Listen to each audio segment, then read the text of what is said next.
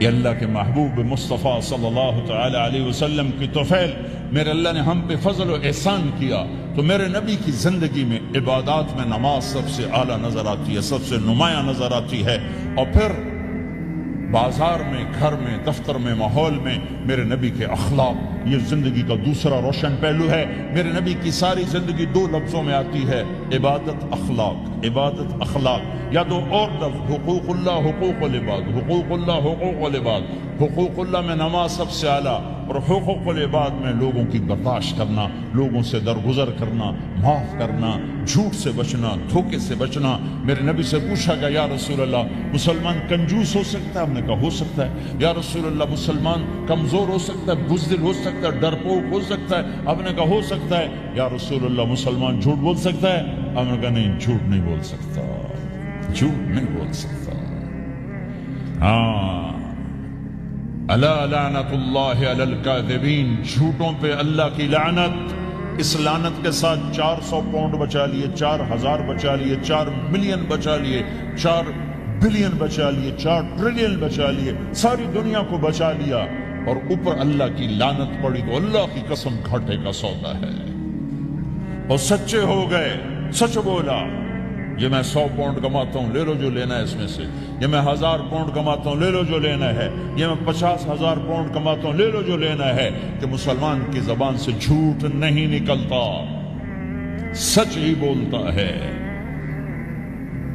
آپ تشریف لے جا رہے ہیں، ایک آواز ہے یا رسول اللہ، آپ نے یوں دیکھا، کوئی نظر نہیں آیا، پھر آواز ہے یا رسول اللہ، تو آپ نے دیکھا کہ ہرنی، ڈیر چھوٹی، وہ کھڑی ہوئی رسی میں بندھی۔ تو آپ نے کہا کیا ہوا؟ کہا جی آپ کا صحابی مجھے پکڑ کے لایا ہے، میرے چھوٹے چھوٹے بچے بھوک سے رو رہے ہوں گے، آپ مجھے چھوڑ دیں، میں بچوں کو دودھ پلا کے واپس آ جاتا، مجھے پتا ہے میرے اللہ کی تقدیر میرے بارے میں کیا ہے۔ تو آپ نے کہا اگر تو واپس نہ آئی تو پھر؟ تو اس نے کہا مجھے اللہ جہنم میں ڈال دے۔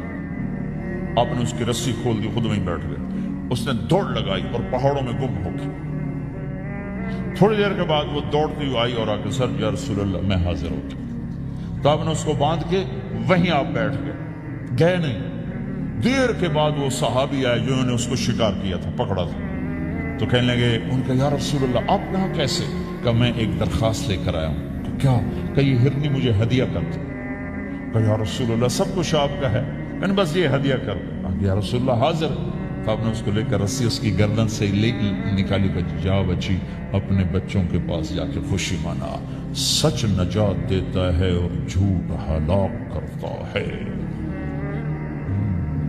ایک ہرنی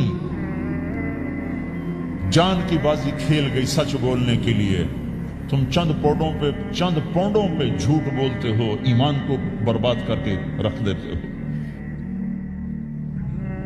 مسلمان جھوٹ نہیں بولتا، مسلمان دھوکہ نہیں دیتا،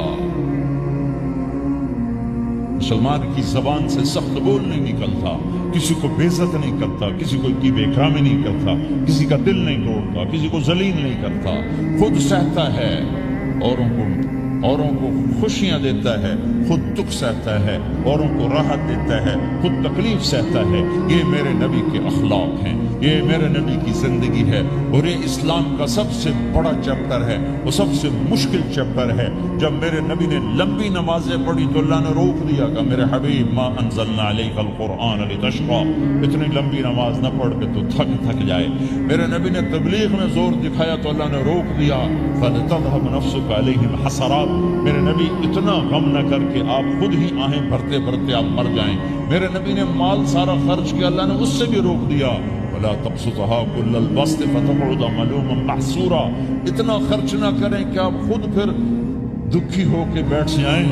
خرچ کرنا بہت بڑا عمل، تبلیغ سب سے سارے عملوں کا سردار عمل، تبلیغ سے بڑا کوئی کام ہوتا تو اللہ نبیوں کو دیتا، اگر تبلیغ سے بڑھ کر کوئی کام ہوتا تو اللہ نبیوں کو دیتا، گشت سے بڑھ کر کوئی محنت ہوتی تو اللہ نبیوں کو دیتا۔ 950 سال نوح علیہ السلام گشتی کر رہے ہیں، اور اللہ کی مان لو، اللہ کی مان لو، اتنا عظیم عمل کا میرے نبی درمیانہ نماز سب سے بڑی عبادت، میرے نبی درمیانہ کام، لیکن جب میرے نبی نے اخلاق اچھے کیے، دشمن کو معاف کرنا. لیکن ایک آدمی آپ سوئے ہوئے تھے, آپ کی تلوار لٹکی تھی, ایک آدمی آیا, اس نے آپ کی تلوار اتاری اور یوں آپ کے یوں ماری پسلی میں, آپ اٹھ کے بیٹھ گئے. اب وہ قتل کے ارادے کے لیے آ چکا ہے اور تلوار یہاں ہے. کہتا من یمنعک منی, اب بول تمہیں کون بچائے گا؟ تو آپ نے مسکراتے ہوئے کہا اللہ. تو اس کے ہاتھ سے تلوار گر پڑی, تو آپ نے اٹھا لی, آپ نے یوں سیدھی کی, اب تو بچا, تجھے کون بچائے گا؟ کہنے لگا مجھے تو ہی بچائے گا. وہ تو اللہ کو جانتا نہیں تھا, کہ بابا مجھے تو ہی بچائے گا. تو آپ کہتے اس کا سر اڑا دو, یہ نبی کو قتل کرنے آیا ہے. میرے نبی نے فرمایا کلمہ پڑھتے ہو؟ کہا نہیں پڑھتا. کہا جاؤ معاف کیا, جاؤ معاف کیا. یہ میرے نبی کے اخلاق ہیں. 20 سال جنہوں نے قتل کے منصوبے بنائے, قتل کے منصوبے مکہ والے. جب آپ مکہ میں فاتحانہ داخل ہوئے, ابو سفیان سب سے زیادہ آپ کو دکھ پہنچانے والوں میں پیش تو آپ نے ابو سفیان کو عزت دی.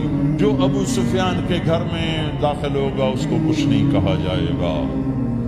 آپ تو ابو سفیان کو بلا کے سولی پہ لٹکاتے, اور آپ کہہ رہے ہیں جو ابو سفیان کے گھر میں جائے گا اسے کچھ نہیں کہا جائے گا, جو بیت اللہ میں ہوگا اسے کچھ نہیں کہا جائے گا. سارا مکہ سامنے, آپ یوں بیت اللہ کا دروازے پر یوں دونوں ہاتھ ایسے ٹکا کے کھڑے تھے. پھر آپ نے کہا میں کیا کروں گا اب تمہارے ساتھ؟ تو سہیل بن عمر نے کہا آپ کریم ہیں, کریم کے بیٹے ہیں. تو آپ نے کہا جاؤ میں نے معاف کیا. یہ اخلاق آج مٹ چکے ہیں مردوں سے, عورتوں سے, علم والوں سے, خانقاہ والوں سے, تبلیغ والوں سے, سب زیرو ہوئے پڑے ہیں. جب تک یہ اخلاق زندہ نہیں ہوتے اسلامی زندگی قائم نہیں ہو سکتی, اسلامی معاشرت قائم نہیں ہو سکتی. اور دین دو چیزوں سے آگے پھیلتا ہے, ایک دعوت اور ایک اخلاق. دعوت اور اخلاق, دعوت اور اخلاق. دعوت نہیں ہوگی تو اخلاق وہیں پڑے رہ جائیں گے, اخلاق نہیں ہوگی تو دعوت کوئی قبول نہیں کرے گا. میرے نبی نے کتنے معجزے دکھائے مکے میں, نہیں کلمہ پڑھا.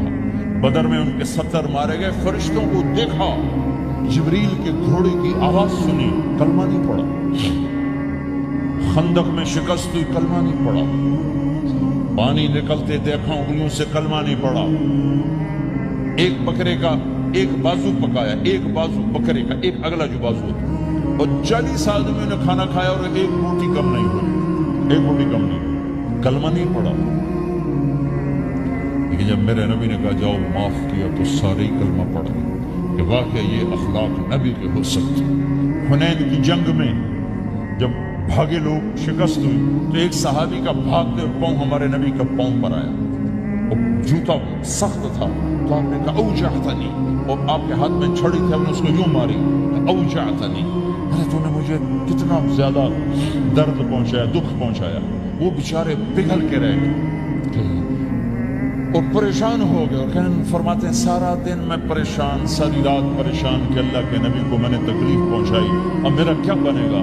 اگلا دن ہوا تو اعلان ہو رہا تھا بھائی جس کا پاؤں نبی کے پاؤں پہ آیا تھا اس کو اللہ کے نبی بلا رہے ہیں. تو صحابی کہنے لگے میں نے سمجھا بس اب میری تو دنیا بھی گئی اور آخرت بھی گئی, اب میرے اوپر کیس بنے گا اور مجھے ڈانٹ ڈپٹ بھی ہوگی, میرا کتنا بڑا گھاٹا نقصان ہوگا. یہ حاضر ہوئے ڈرتے ڈرتے. تو آپ نے فرمایا میرے بھائی کل میں نے تمہیں چھڑی ماری تھی, وہ مجھے معاف کر دینا, اور یہ 80 اونٹ تمہیں ہدیہ دیتا ہوں, 80 کیملز یعنی 80 پراڈو, 80 رینج روور کا یہ میری طرف سے تمہیں ہدیہ ہے. وہ حیران پریشان, یہ میرے نبی کے اخلاق ہے, یہ میرے نبی کے اخلاق ہے.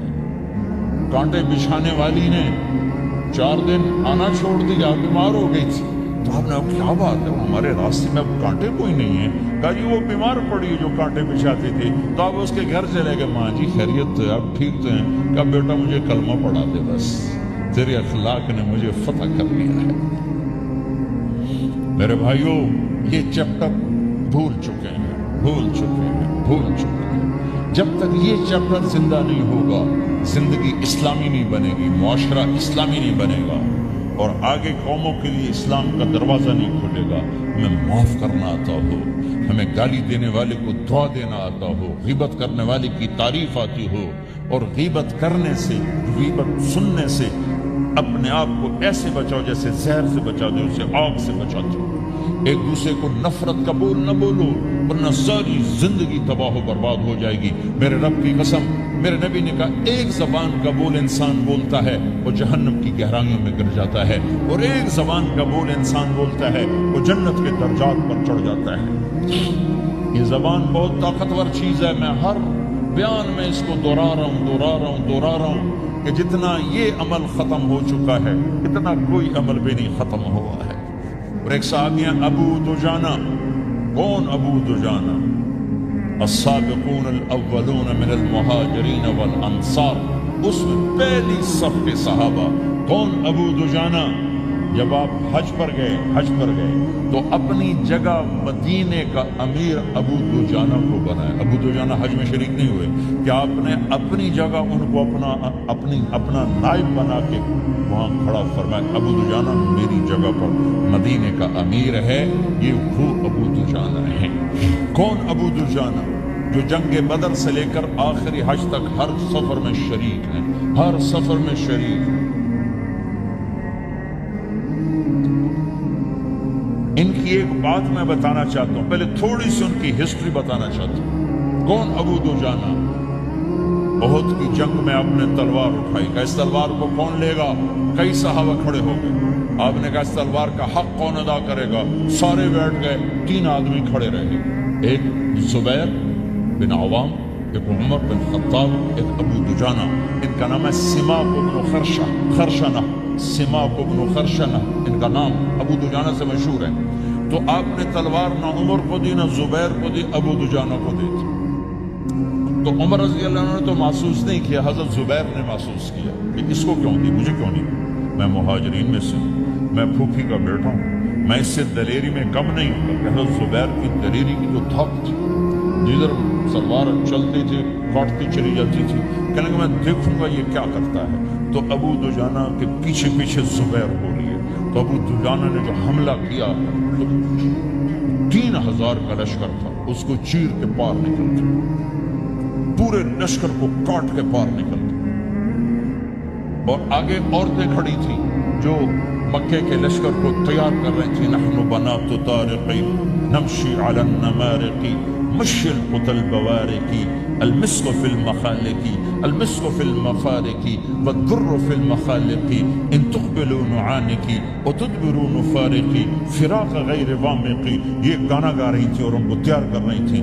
تو جب ابو دجانہ کی تلوار نظر آئی تو سب بھاگی، ہندا پکڑی گئی، تو آپ نے یوں اپنی تلوار ہندا کے سر پر رکھی، انہوں نے چیخ ماری، تلوار ہٹا دی۔ تو زبیر پیچھے پیچھے کہ یہ کیا کیا ہے؟ جنگ میں اگر کوئی عورت حصہ لے اسے مارنا جائز ہے، ویسے جائز نہیں ہے، عورت کو، بچے کو، بوڑھے کو ہاتھ لگانا جائز نہیں ہے۔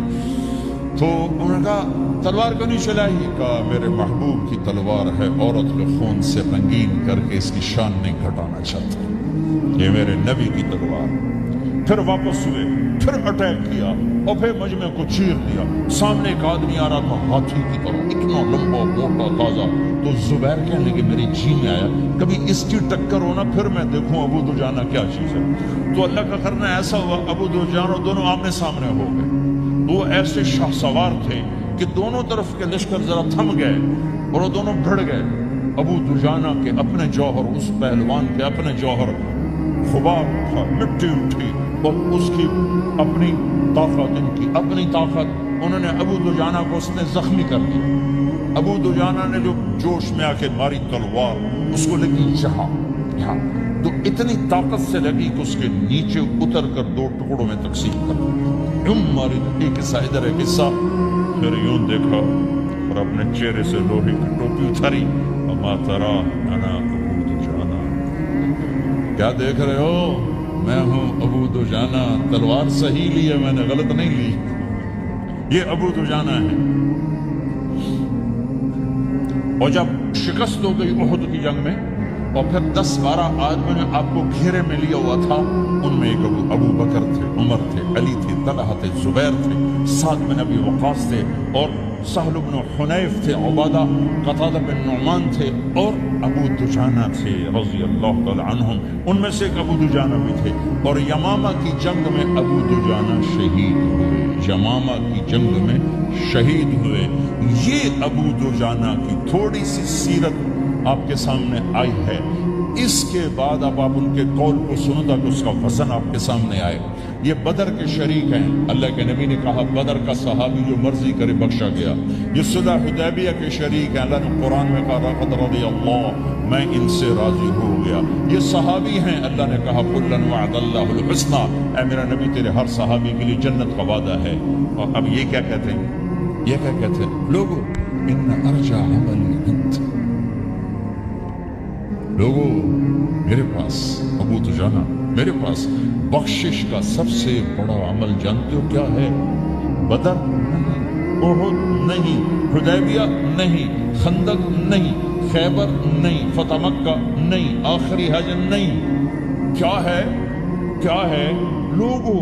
ان ارجع عملی عندی، میرے پاس آخرت میں بخشش کا سب سے بڑا عمل بس ایک ہے کہ ما آذیت احدا باللسان، میں نے اپنی زبان سے کبھی کسی کو دکھ نہیں پہنچایا. ولا اجد فی قلبی غلا لاحد، اور میرے دل میں کسی کے لیے بغض کوئی نہیں ہے. بس یہ میری بخشش کا حل ہے. تو بھائیو، نبی کے اخلاق میں 2 چیزیں لے لو. ایک زبان سے کسی کو دکھ نہ دو، ایک دل میں کسی کا بغض نہ رکھو. اللہ کی قسم بغیر حساب کتاب کے جنت میں جاؤ گے. بڑے بڑے جنید بغدادی اور بڑے بڑے معرفت والے تمہیں دیکھتے رہ جائیں گے. تمہاری رفتار اتنی تیز ہوگی کہ تمہیں وہی پکڑ سکے گا جس کا یہ 2 عمل تم سے زیادہ اچھا ہوگا. جس روڈ پہ رش ہوتا آپ وہاں سے گاڑی ہٹا لیتے ہو. ادھر نہیں، ادھر رش ہے، وہ آپ کو سائن وغیرہ آپ کو آ جاتے ہیں کہ ادھر بلاک ہے، ادھر نہیں جانا، ادھر جانا ہے. تو جہاں روڈ پہ رش ہوتا ہے تو قیمتی سے قیمتی گاڑی کی رفتار بھی آہستہ ہو جاتی ہے. اور جہاں روڈ خالی ہوتا ہے تو پرانی گاڑی بھی بھاگے جا رہی ہوتی ہے. ہمارے یہاں پرانی گاڑی ہوتی ہے، پرانی بسوں کے پیچھے لکھا ہوتا ہے نہ انجن کی خوبی نہ ڈرائیور کا کمال، خدا کے سہارے چلی جا رہی ہے. اور جس کے پاس ایسی گاڑی ہو، نہ انجن کی خوبی نہ ڈرائیور کا کمال، تو اگر اس کو روڈ خالی مل جائے تو وہ تو مرسڈیز والے سے پہلے پہنچے گا، رینج روور والے سے پہلے پہنچے گا، بینٹلی والے سے پہلے پہنچے گا، رولز رائس والے سے پہلے پہنچے گا. جو وہ تو پھنسی کھڑی، اس کا روڈ ہی خالی ہے. تو میرے بھائیوں، یہ میں ایک مثال دیتا ہوں. عبادات کی روڈ پہ بہت رش ہے. نمازی بے شمار ہیں، روزے دار بے شمار ہیں، عمرے والے بے شمار ہیں، حج والے بے شمار ہیں، اور تہجد گزار بے شمار ہیں، علماء بے شمار ہیں، حافظ بے شمار ہیں، ذکر والے بے شمار ہیں. بہت رش ہے. تبلیغ والے بے شمار ہیں. لیکن جو اخلاق والا روڈ ہے نا، یہ خالی پڑا ہے. اس پہ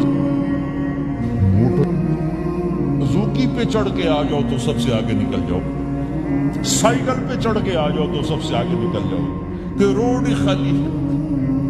اخلاق کا روڈ خالی ہے.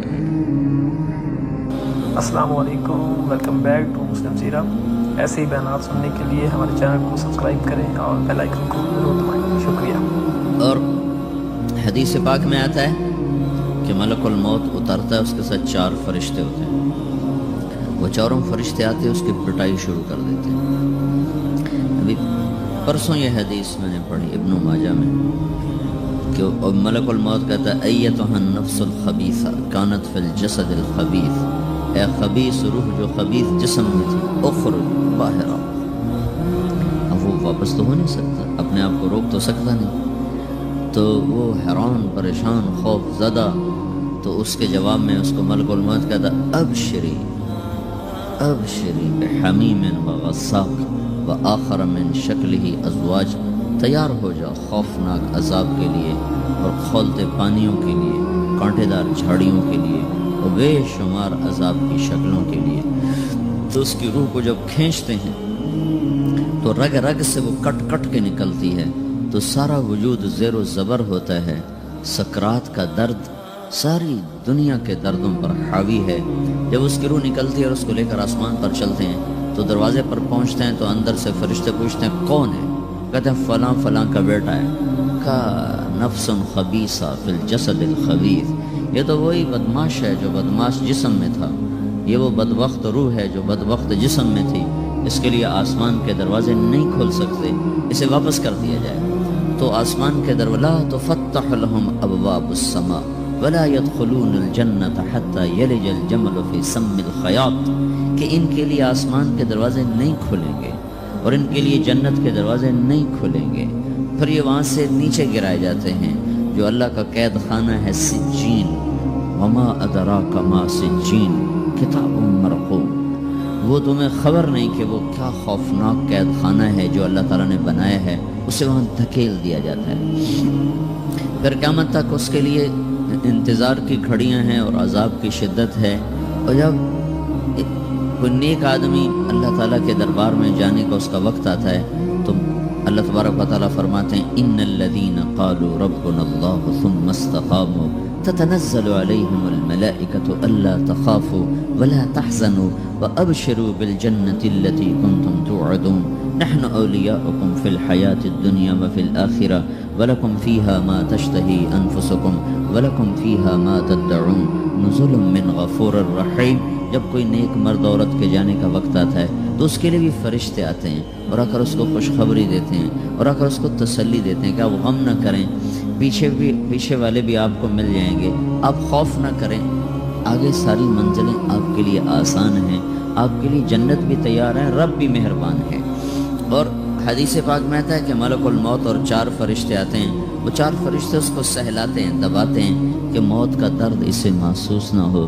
اور ملک الموت فرماتے ہیں ایتھا النفس الحمیدہ کانت فی الجسد الحمید اخرجی، اے نیک روح جو نیک جسم میں تھی باہر آؤ، کیا کرو؟ وابشری بروح وریحان ورب راض عنک غیر غضبان، آپ کو بشارت ہو آپ کے لیے جنت تیار ہو چکی ہے اور وہاں کی ساری نعمتیں آپ کے لیے میسر ہو چکی ہیں اور اللہ آپ پہ راضی ہو چکا ہے اور اللہ آپ پہ خوش ہو چکا ہے۔ اس پر اس کی روح کو نکالا جاتا ہے، پھر سارے فرشتے اس کو استقبال کے ساتھ جب آسمان پر لے جاتے ہیں تو اندر سے پوچھتے ہیں کون ہے؟ کہ فلاں فلاں کا بیٹا، فلاں فلاں کی بیٹی۔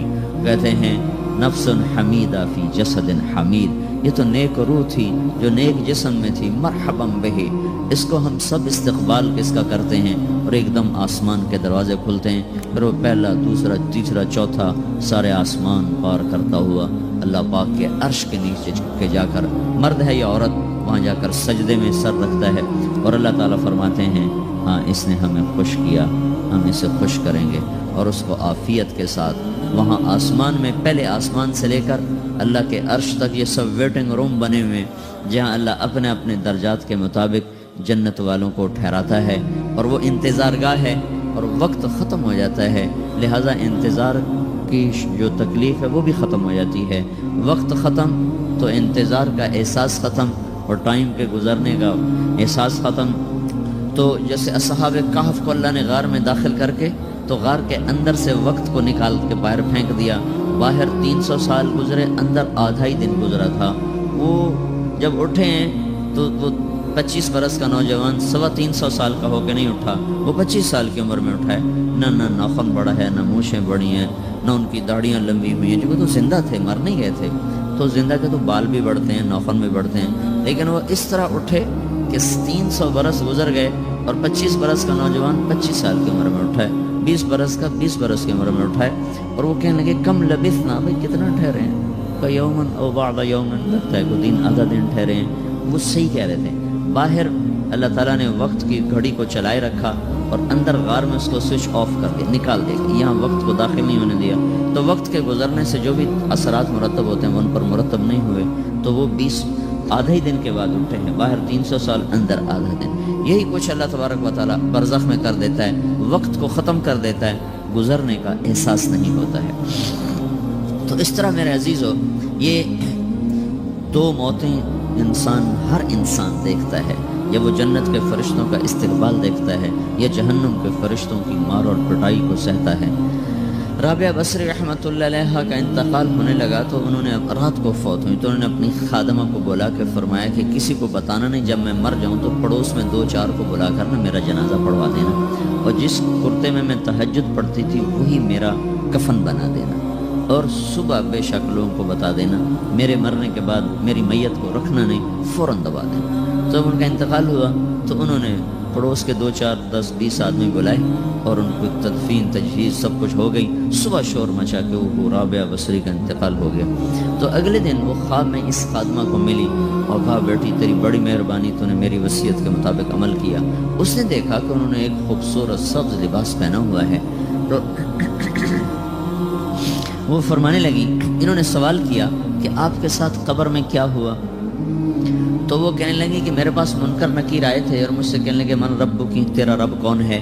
تو میں نے کہا سبحان اللہ، 40 برس جس کو میں نہ بھلا سکی اس کو 4 ہاتھ زمین میں آ کے میں بھول جاؤں گی۔ ان کا 42 برس کی عمر میں انتقال ہوا تھا۔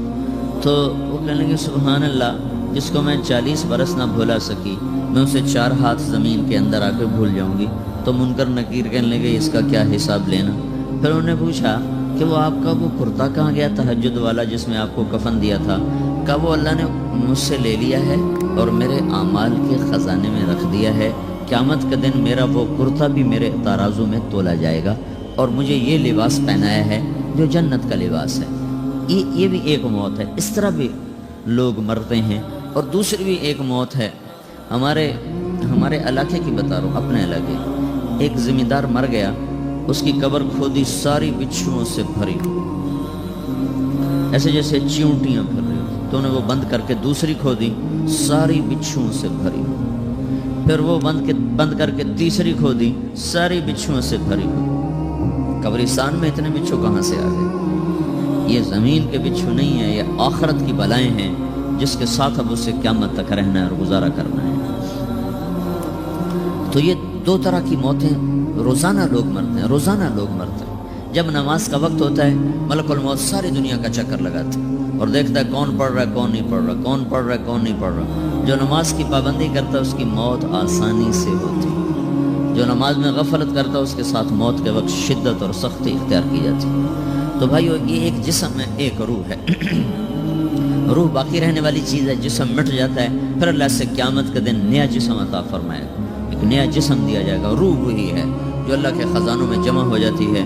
نافرمان کی سیاہ کالی روح ہوتی ہے، فرما بردار کی روشن چمکدار روح ہوتی ہے۔ تو اللہ نے کچھ تقاضے جسم کے رکھے ہیں اور کچھ روح کے رکھے ہیں۔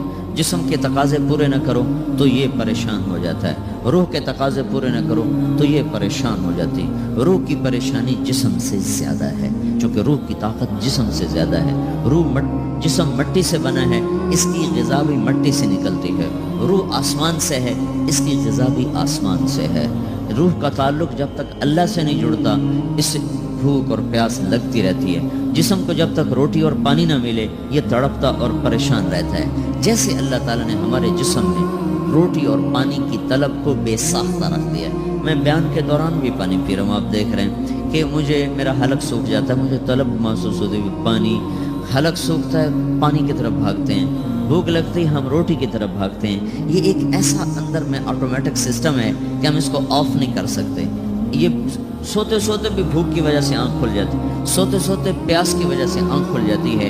یہ ایسا خود اللہ تعالیٰ نے ساختہ نظام بنایا ہے کہ آپ اپنے جسم میں روٹی اور پانی کی طلب کو نہیں نکال سکتے۔ میرے عزیزو، ٹھیک اسی طرح اللہ نے انسانی روح میں اپنی طلب رکھ دی ہے اور اپنے رسول کی طلب رکھ دی ہے۔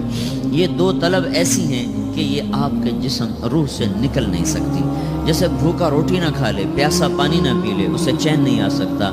وہ روح جو اللہ اور اس کے رسول سے نا آشنا ہے، جب تک وہ وہاں تک پہنچ نہیں جاتی اسے چین نہیں آ سکتا، اس کا اندر پریشان رہے گا۔ 1997 میں جب جنید جمشید سے میری پہلی ملاقات ہوئی تو اس نے مجھ سے یہ سوال کیا کہ مولوی صاحب، ایک پاکستانی نوجوان جس گلیمر کو خوابوں میں دیکھتا ہے وہ گلیمر تو مجھے زندگی میں ویسے ہی حاصل ہے، میرے چاروں طرف زندگی کا رقص ہے اور میری زندگی کی ہر خواہش السلام علیکم، ویلکم بیک ٹو مسلم سیرہ۔ ایسے ہی بیانات سننے کے لیے ہمارے چینل کو سبسکرائب کریں اور بیل آئیکن کو ضرور دبائیں۔ شکریہ۔ تمنا پوری ہے، اس کے باوجود میرے اندر اندھیرا ہے، میرے اندر خلا ہے، مجھے لگتا ہے میں وہ کشتی ہوں جس کا کوئی ساحل نہیں، جس کی کوئی سمت نہیں، جس کا کوئی گھاٹ نہیں۔ یہ کیوں ہے؟ میرے ساتھ تو ایسا نہیں ہونا چاہیے۔ ایک عام لڑکا تو کہتا ہے ہائے کاش یہ ہوتا، اس کو وہ نہیں ہو رہا تو پھر وہ پریشان ہے، ہائے یہ ہوتا، ہائے وہ ہوتا۔ تو میں تو ہائے نہیں کرتا ہوں، میری تو ہر لذت اور خواہش میرے سامنے تشتری میں سجا کے پیش کی جا رہی۔ میں کیوں ایسا کر رہا ہوں؟ میں ہائے ہائے کیوں کر رہا ہوں؟ میرا اندر ویران کیوں ہے؟ میرے اندر میں خلا کیوں؟ یہ وہی خلا ہے کہ وہ روح کی پیاس کو شراب میں بجھانا چاہتا ہے، وہ روح کی پیاس کو لڑکی میں بجھانا چاہتا ہے، وہ روح کی پیاس کو موسیقی سے بجھانا چاہتا ہے، وہ روح کی پیاس کو دنیا کی رعنائیوں میں 5 اسٹار ہوٹلوں سے بجھانا چاہتا ہے۔ روح کیا جانے روٹی کیا ہے، شراب کیا ہے، پانی کیا ہے، عورت کیا ہے، موسیقی کیا ہے، گھنگرو کیا ہے، پائل کیا ہے، چھنکار کیا ہے، روح کو ان چیزوں کی کیا خبر؟ امریکہ میں ہماری ایک جماعت تھی تو 4 لڑکے 2 لڑکیاں، 4 لڑکیاں 2 لڑکے مسلمان ہوئے۔ تو ایک لڑکے کا نام رکھا تھا ابراہیم، اور کو جب پڑھایا نا کلمہ تو کہا ہائے، کیا ہائے، اور دونوں ہاتھ یہاں رکھے سینے پر، دل پر، کہا ہائے۔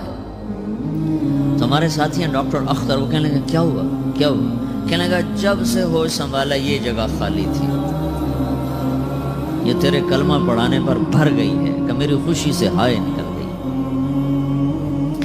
یہ جگہ خالی رہے گی، یہاں شراب نہیں پہنچ سکتی، یہاں نغمہ اور موسیقی نہیں پہنچ سکتی، یہاں تالے لگے ہوئے ہیں، یہاں تک کوئی آواز نہیں جا سکتی۔ دل کے تاروں پر ایک ہی نغمہ چڑھ سکتا ہے، اور وہ اللہ کی یاد کا ہے، اور اللہ کی محبت کا ہے، اور اللہ کے رسول کی محبت کا ہے۔ باقی کوئی مضراب ایسا نہیں جو ان تاروں کو چھیڑ سکے، باقی کوئی چیز آواز ایسی نہیں جو دل کی دنیا پر جا کر دستک دے سکے۔ یہاں بند دروازے ہیں، یہاں صرف اللہ پہنچے گا، اللہ کے رسول کا تعلق پہنچے گا، باقی کوئی چیز یہاں نہیں جا سکتی۔ تو چونکہ آج ہمارا علم غلط ہو گیا ہے، ہمارا علم غلط ہو گیا ہے، تو ہم نے ان دنیا کی چیزوں کو سب کچھ سمجھ کر اس کی دوڑ لگانا شروع کر دی۔ تو روح آسمان سے ہے، اس کا تعلق اللہ سے بناؤ بھائیو۔ اللہ کا تعلق پائے بغیر نہ کوئی مرد مکمل ہے، نہ کوئی عورت مکمل ہے، اور چونکہ براہ راست اللہ کو کوئی پا نہیں سکتا، چونکہ وہ ہمارے سامنے نہیں، اس کے اور ہمارے درمیان لاکھوں کروڑوں پردے حائل ہیں، تو اللہ اپنے بندوں میں سے ایک کو منتخب کر کے اپنا رسول بناتا ہے، اس پر اپنا آپ کھول دیتا ہے، پھر اسے کہتا ہے جا لوگوں کو بتا کہ یہ زندگی اللہ کو پسند ہے۔ وہ اللہ کا جو رسول ہے وہ بندوں اور رب کے درمیان واسطہ بن جاتا ہے۔ اللہ نے ہمیں حضرت محمد صلی اللہ تعالی علیہ وسلم جیسا رسول دے دیا۔ اللہ تعالیٰ نے اپنا آپ کسی کو نہیں دکھایا۔ موسیٰ علیہ السلام پہ ایک تجلی پڑی، ان کو 40 دن ہوش نہیں آیا، 40 دن اللہ سے ضد کرنے لگے، رب ارنی انظر الیک، یا اللہ میں تجھے دیکھنا چاہتا ہوں۔ اللہ تعالیٰ نے کہا موسیٰ یہ ہو نہیں سکتا۔ موسیٰ علیہ السلام اللہ کے نبی نے فرمایا لاڈلے نبی تھے، اللہ پاک سے ضد کر لیا کرتے تھے، پھر کہنے لگے نہیں یا اللہ میں نے ایک دفعہ تو ضرور دیکھنا ہے۔ تو اللہ تعالیٰ نے کہا اچھا تم ایسا کرو، میں طور پہ تجلی ڈالوں گا، فَإِنِ اسْتَقَرَّ مَكَانَهُ فَسَوْفَ تَرَانِي، تو میں تجلی ڈالتا ہوں طور پر، اگر طور کھڑا رہا تو تو بھی دیکھ لے گا۔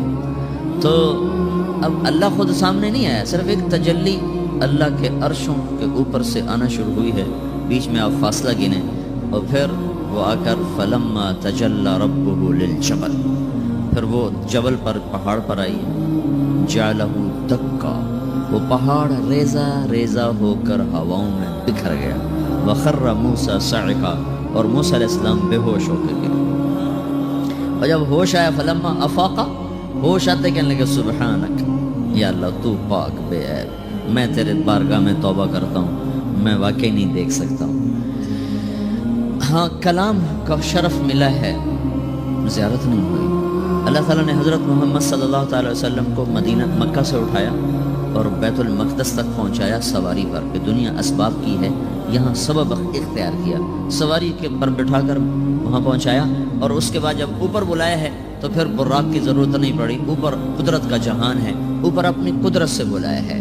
یہ بیچ میں دیکھو نا کتنا بڑا، اب اگر ہوا سے اوپر چلے جاؤ، یہ 500 میل ہوا کا غلاف ہے، اس سے اگر اوپر چلے جائیں گے نا تو آپ خود بم بن کے پھٹ جائیں گے ایک دھماکے کے ساتھ، کیونکہ ہر انسان کے اوپر ہوا کا ایک پریشر ہے، کوئی 280 من کے قریب ہر انسان کے اوپر ہوا کا پریشر ہے۔ اس پریشر کو توڑنے کے لیے میرے اندر خود ایک پریشر بنا ہوا ہے جو اس کو توڑ رہا ہے. جب یہ ہوا کا پریشر میرے اوپر سے ریلیز ہو جاتا ہے تو میرا اندر کا اپنا پریشر بم کی طرح پھٹے گا اور مجھے پرزے کر دے گا. اس لیے وہ خلائی لباس بنایا جاتا ہے جس میں وہ مصنوعی پریشر دیا جاتا ہے تاکہ اوپر جا کر یہ پھٹ نہ جائیں. ہمارے نبی جس کرتے اور تہمد میں تھے اسی کرتے اور تہمد سے بیت المقدس سے چلے ہیں اور ہوا کو نہیں پار کیا، 7 آسمان ہی پار کر لی. اور پہلے آسمان پر حضرت آدم علیہ السلام نے استقبال کیا ہے اور دوسرے آسمان پر حضرت عیسیٰ علیہ السلام، زکریا علیہ السلام، یحییٰ علیہ السلام نے استقبال کیا ہے. تیسرے آسمان پر حضرت یوسف علیہ السلام نے استقبال کیا ہے. چوتھے پر حضرت ادریس علیہ السلام نے استقبال کیا ہے. 5ویں پر ہارون علیہ السلام نے استقبال کیا اور 6ٹھے پر موسیٰ علیہ السلام نے استقبال کیا. اور 7ویں آسمان پر ایک بیت اللہ دیکھا ہے جس کا طواف ہو رہا ہے. استقبال کو کوئی موجود نہیں. ایک بڑے میاں ایسے ٹیک لگا کے بیت اللہ کی یوں ٹیک لگا کے بیٹھے ہیں، گوٹھ مار کے، دونوں ہاتھوں کے ایسے گوٹھ مار کے بیٹھے ہیں. ان کی سفید داڑھی ہے، وہ نہیں اٹھے ہیں. باقی تو نبی بھی سامنے کھڑے ہوتے تھے استقبال کو، لیکن یہ بزرگ نہیں اٹھے ہیں. تو آپ نے پوچھا یہ کون بزرگ ہیں؟ تو جبریل نے کہا یہ آپ کے دادا ابراہیم علیہ السلام.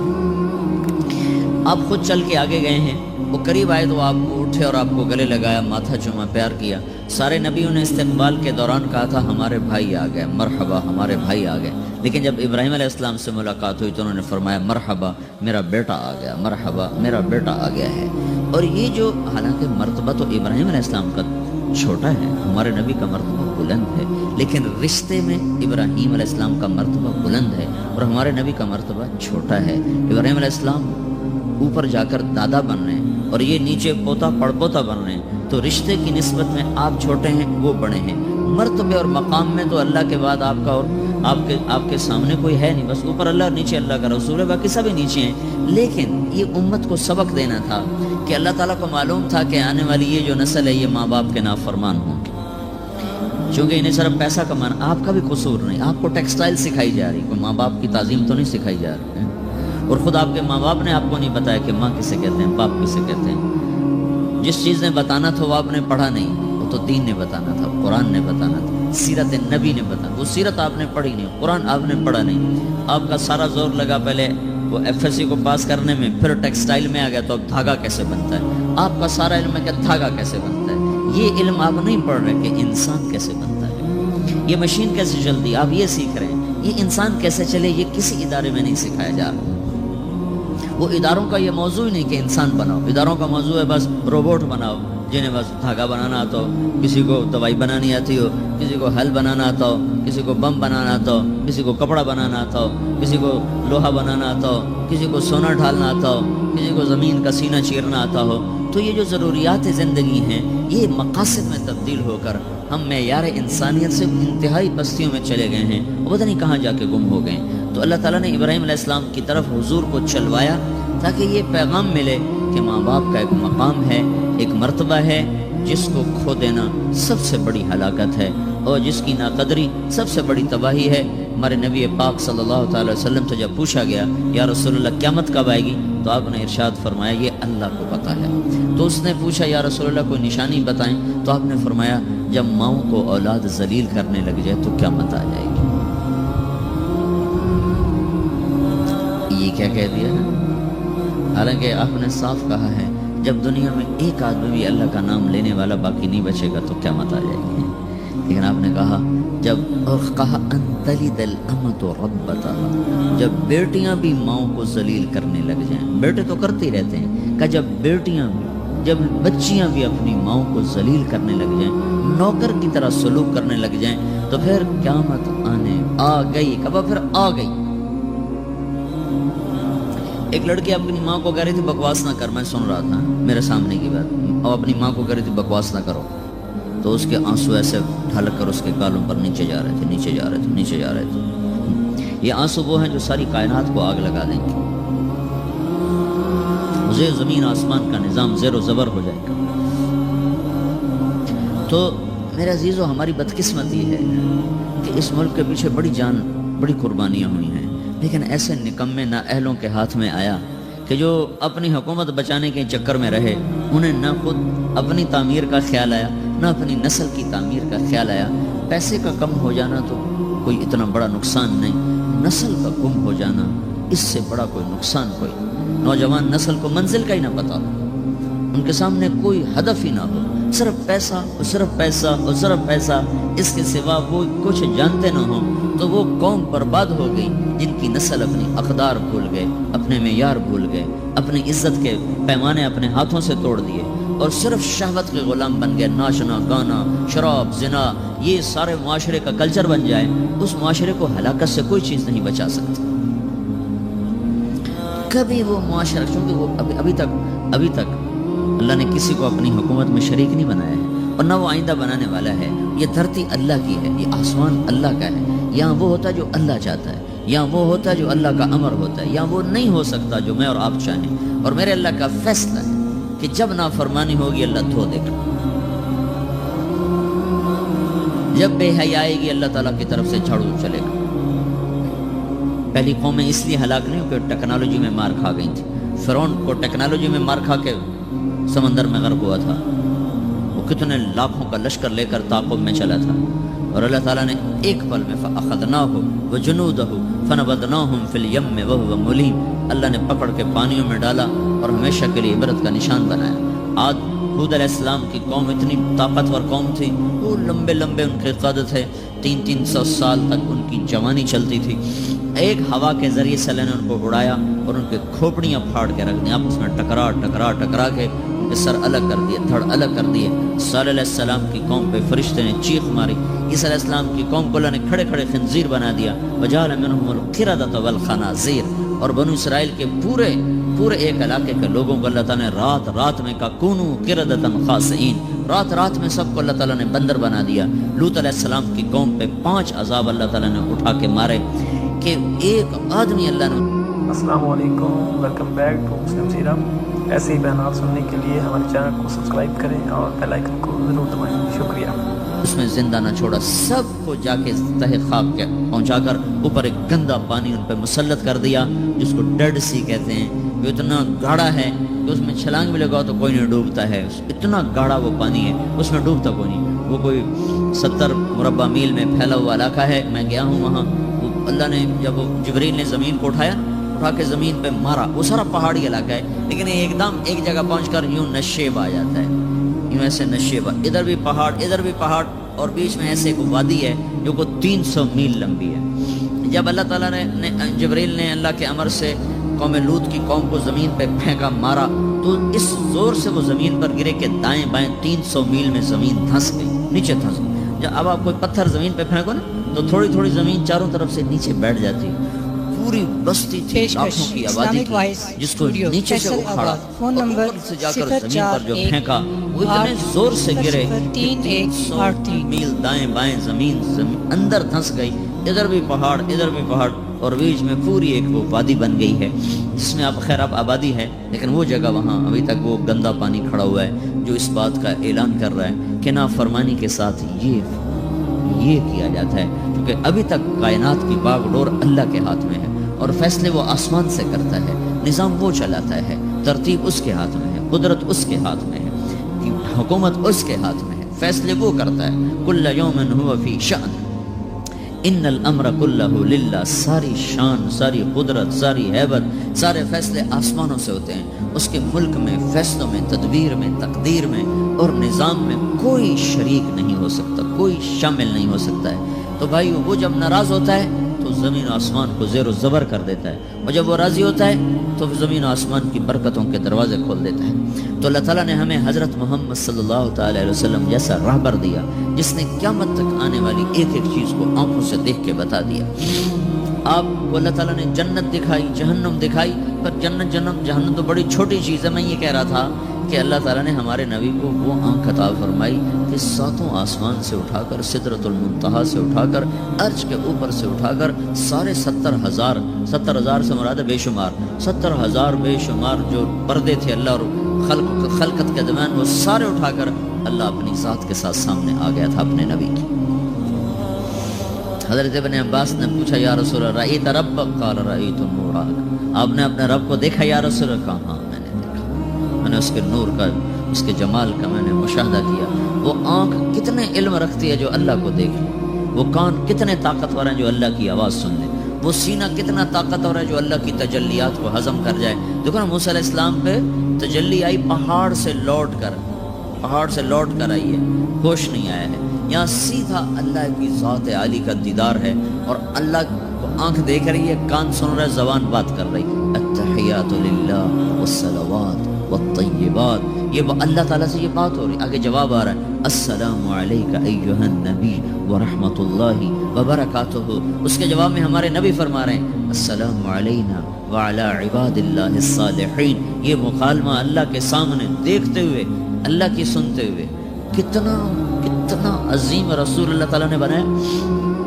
پھر مکالمہ ہو رہا ہے, یا اللہ ابراہیم کو آپ نے خلیل بنایا اور موسیٰ علیہ السلام کو آپ نے کلیم بنایا اور داؤد علیہ السلام کو آپ نے لوہا نرم کر کے دیا اور سلیمان علیہ السلام کو یا اللہ آپ نے ہوا تابع کر کے دی اور عیسیٰ علیہ السلام کو یا اللہ آپ نے مردے زندہ کر کے دیے. تو یا اللہ میرے لیے کیا ہے؟ یہ اللہ سے ساتھ بات ہو, اتنا لمبا چوڑا مکالمہ ہو رہا ہے. تو آگے اللہ تعالیٰ جواب میں ارشاد فرما رہا ہے اولیس قد آتیتک افضل من ذلک کلہ, اے میرے نبی میں نے تمہیں سب چیز سے اعلیٰ چیز عطا کی ہے. اللہ ذکرت الا ذکرت معی, قیامت تک تیرا میرا نام اکٹھا رہے گا, جدا نہیں ہو سکتا. سب سے اعلیٰ چیز قربت دے دی کہ میں نے آپ کو اپنے قریب کر لیا. اب یہ لا الہ الا اللہ کے ساتھ محمد الرسول اللہ جڑ گیا ہے, اب یہ کبھی نہیں مٹ سکتا. اللہ کو پانے کے لیے کوئی راستہ نہیں. محمد الرسول اللہ سند ہے, ڈگری ہے. کیوں ہے ادھر بازار ادھر کسی مل میں کوئی چلا جائے گا جی میں ٹیکسٹائل انجینئر ہوں مجھے رکھ لو, تو سب سے پہلی چیز وہ کیا کہیں آپ کے پاس ڈگری ہے. پاکستان میں 2 کالج ہیں, ایک جہاں ایک دوسرا کہاں ہے, کراچی میں ہے. تو سب سے پہلی چیز جو آپ سے مانگیں گے نا, کہیں گے آپ اپنا ڈگری دکھاؤ. تو آپ وہاں جعلی سند پیش کر سکتے, جعلی سند کے ساتھ آپ کو کوئی رکھے گا تو وہ کہیں گے جی آپ ہمیں ڈگری لاؤ. یہ ڈگری, یہ سند, یہ ایک ضمانت ہے کہ یہ آدمی صحیح جانتا ہے. اس کے عالم ہونے کی ضمانت نہیں ہے, اس صرف اس بات کی ضمانت ہے کہ یہ آدمی صحیح راستے پر ہے, صحیح چیز کو اس نے حاصل کیا ہوا ہے. MBBS کی ڈگری دیکھا ہوگا, وہ ویسے کوئی بیٹھ جائے پھٹا لگا کے تو پکڑ کے جیل میں ڈال دیں. تو اللہ تک پہنچنے کے لیے صرف ایک راستہ, وہ حضرت محمد صلی اللہ تعالی وسلم کی پاک زندگی ہے. اسے چھوڑ کر, اس سے ہٹ کر کوئی اللہ تک پہنچنے کا دعویٰ کرے تو بھائیو وہ گمراہی پر ہے, وہ صحیح راستے پر نہیں ہے. وہ اللہ کو نہیں پا سکتا, وہ اللہ تک نہیں جا سکتا. اللہ تک جانے کے لیے صرف حضرت محمد صلی اللہ تعالی وسلم کی پاک زندگی ہے. اب اس کی حفاظت اللہ کے ذمہ تھی کہ چونکہ آپ کی زندگی نے نمونہ بننا تھا تو اللہ تعالیٰ نے اس کو قیامت تک کے لیے محفوظ کر دیا, تاکہ اس میں کوئی آج کے دور کا ٹیکسٹائل کا لڑکا کہے جی اللہ کو کیسے راضی کروں. تو یہ دیکھو, یہ قرآن ہے جس کے زیر و زبر میں کوئی تبدیلی نہیں کر سکا, اور یہ اللہ کے محبوب کی سیرت اور زندگی ہے جس میں آج تک کوئی دجال اپنی طرف سے کوئی چیز داخل نہیں کر سکا. یہ سکہ بند چیز ہے, اس کے پیچھے چلو گے تو اللہ ملے گا, عورتیں چلیں گی ملے گا, مرد چلیں گے ملے گا. اس سے ہٹ کر ان ترتیبوں کو توڑ کر جو کہیں گے ہمیں اللہ مل گیا ہے تو وہ دھوکے کا شکار ہیں. اس لیے قیامت کا ایک نام ہے تغابن, وذالک یوم التغابن, دھوکے کا دن, فراڈ کا دن. فراڈ کا دن کیا مطلب؟ اس دن نافرمان کہیں گے ہائے ہمارے ساتھ دھوکا ہو گیا, ہائے ہمارے ساتھ دھوکا ہو گیا, ہم دھوکے میں مارے گئے. تو اس دن ایک پکار چل رہی ہوگی, دھوکا ہو گیا, دھوکا ہو گیا, دھوکا ہو گیا, فراڈ ہو گیا, ہم کیا تھے, ہم کیا سمجھتے رہے, نکلا کیا, ہم کدھر جا رہے تھے, پہنچے کہاں. تو یہ ایک نام قیامت کا یوم التغابن بھی رکھا گیا ہے کہ اس دن ہر نافرمان اپنے دھوکے سے نکلے گا, لیکن اس دن بات ختم ہو چکی ہوگی, مہلت ختم ہو چکی ہوگی. تو میرے عزیزو, حضرت محمد صلی اللہ تبارک و تعالی علیہ وسلم کی پاک زندگی وہ اللہ تک پہنچنے کے لیے نمونہ ہے. آپ کی پیدائش سے لے کر وفات تک ساری زندگی اللہ تعالیٰ نے محفوظ کر دی ہے. ایسی محفوظ کی ہے کہ نہ کسی بادشاہ کی ایسے تاریخ لکھی گئی, نہ کسی بڑے وزیر کی ایسے تاریخ لکھی گئی, نہ کسی سائنسدان کی, نہ کسی دانشور کی, نہ کسی مفکر کی, نہ کسی شاعر کی. ایک یتیم کے لیے اللہ نے جو قلم چلوایا لوگوں کا, آپ مسکراتے کیسے تھے, آپ روتے کیسے تھے, آپ غمگین کیسے ہوتے تھے. یہ کوئی بات اگر ان باتوں کا ہمیں نہ پتا ہو تو شریعت میں تو کوئی فرق نہیں پڑتا ہے, لیکن اللہ نے وہ باتیں بھی لکھوا دی کہ جب آپ غمگین ہوتے تھے تو ایسے بیٹھتے تھے, یہ آپ کے غم کی نشان.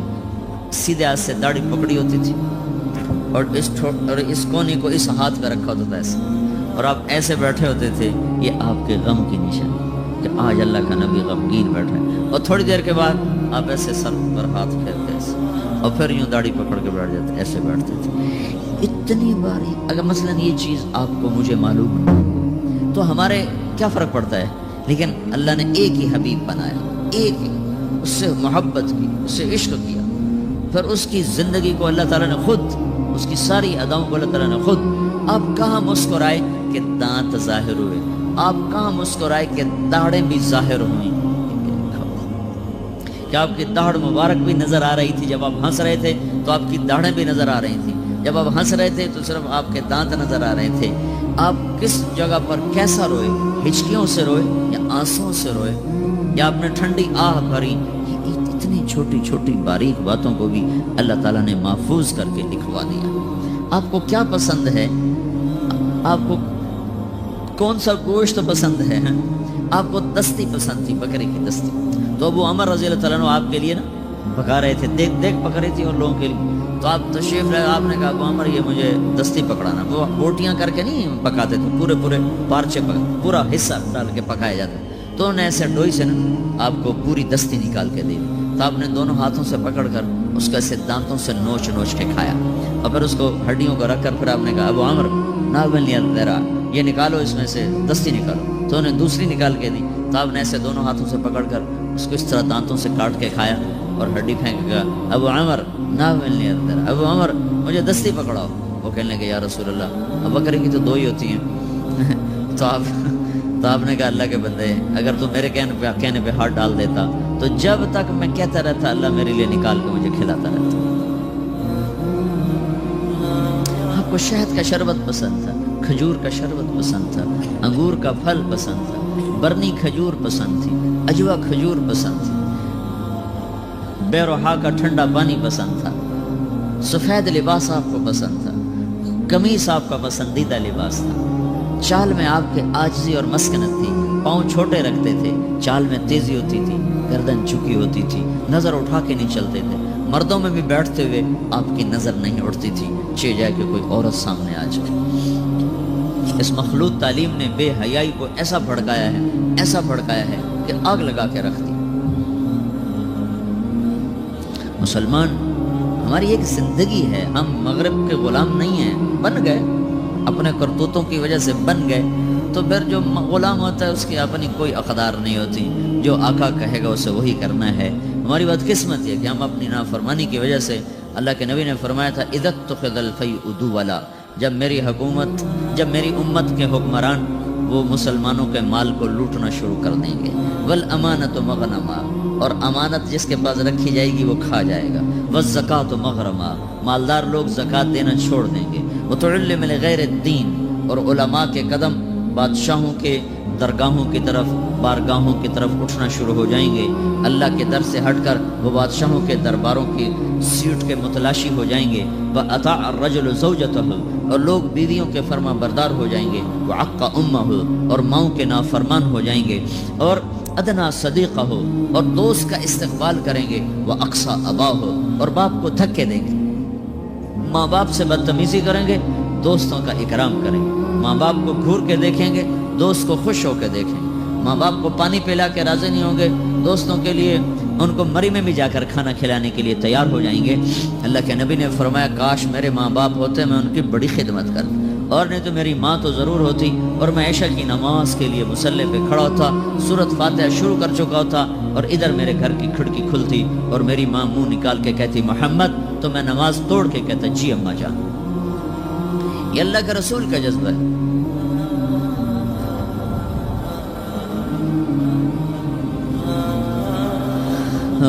ابو ہریرہ رضی اللہ عنہ جہاد پر تیار ہو گئے. ان کی ماں نے کہا بیٹا مجھے اکیلے چھوڑ کے تو نہ جا. کہا نہیں, اللہ کے نبی نے کہا میں نے جانا ہے.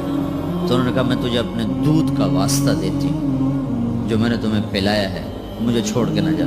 کہا نہیں میں نے جانا ہے, اور ہتھیار سجا لیے. ان کی ماں نے اللہ کے نبی کو پیغام بھیجا کہ میں نے ابو ہریرہ کو دودھ کا واسطہ دیے پھر بھی نہیں روکا. ابو ہریرہ ہتھیار سجا کے مسجد میں آئے تو آپ نے منہ ادھر پھیر لیا. ابو ہریرہ کو دیکھا بھی, وہ پریشان ہو گئے, کیا ہو یا رسول اللہ؟ چلے جاؤ, مجھے تمہارے جہاد کی ضرورت نہیں. تیری ماں نے تجھے دودھ کا واسطہ دیا پھر بھی تیرا دل نہ پسیچا, اس کے بعد تو کون سا جہاد کرنا چاہتا ہے؟ کس جہاد میں تو جانا چاہتا ہے؟ آپ جنت میں تشریف لے گئے تو آپ نے جنت میں قرآن کی تلاوت سنی. آپ نے پوچھا یہ کون تلاوت کر رہا ہے؟ تو فرشتوں نے کہا جی حارثہ بن نعمان تلاوت کر رہا ہے. حارثہ مدینے میں بیٹھا تلاوت اتنے آواز آ رہی ہے کہ چکر ہے. انہوں نے کہا جی ماں کی خدمت کی وجہ سے اللہ نے یہ عزت بخش. جب قرآن پڑھتا اللہ ساری جنت کو سناتا.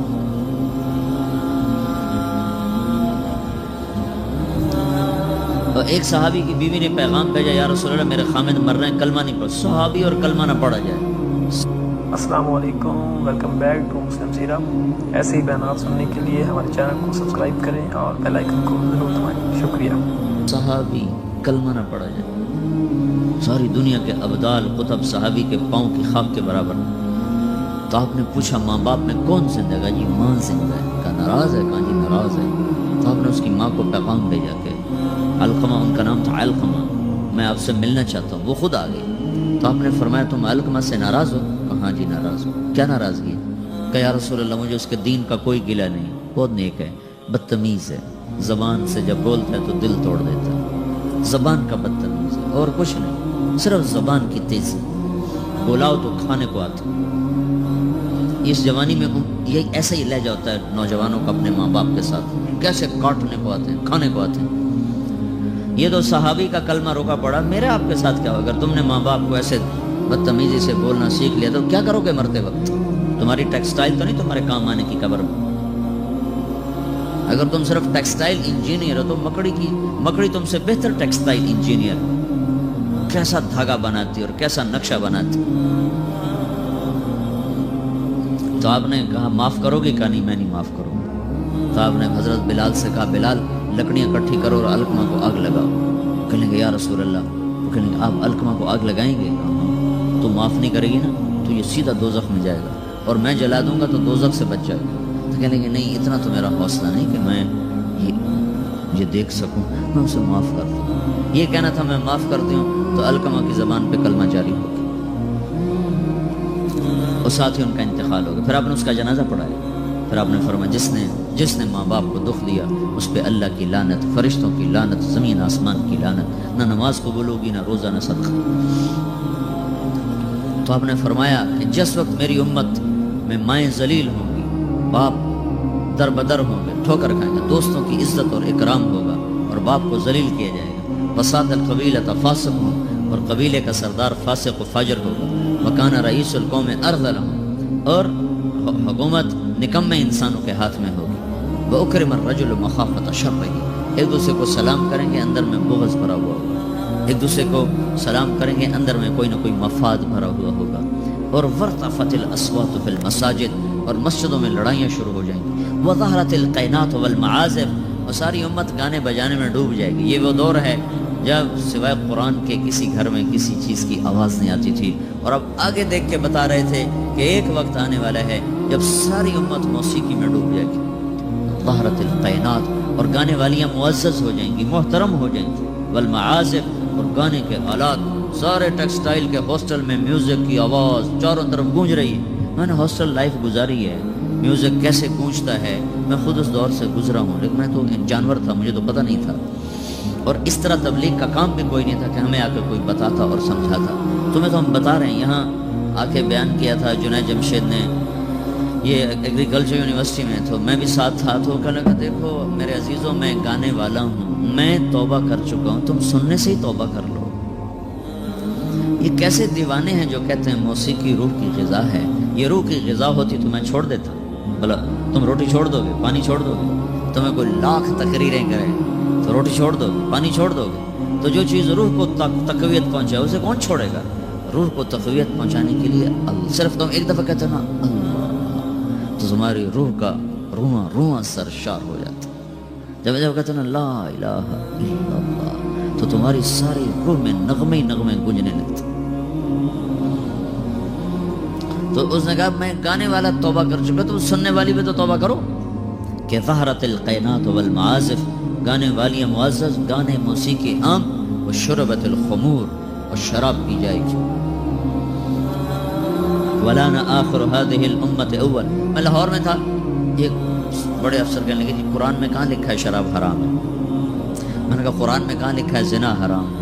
دکھا دو کہیں قرآن میں لکھا ہو کہ زنا حرام ہے۔ چلو زنا تو ایک مسلمان بھی کر سکتا ہے، شراب ایک مسلمان بھی پی سکتا ہے، سارے قرآن میں کہیں دکھاؤ کہ لکھا ہو شرک حرام ہے، پتھر کی پوجا حرام ہے۔ اللہ کے بندو، تم نے انگریزی پڑھی ہے، تم نے عربی نہیں پڑھی، تم عربی کا محاورہ کیسے سمجھ سکتے؟ ایک حرام کرتے ہو، ایک اس کو حلال کہتے ہو، ایک شراب پینا ہے کہ اس کو حلال کہنا، ایک نماز نہ پڑھنا ہے کہ اس کو حلال کہنا، یہ تو اسلام سے ہی باہر نکل۔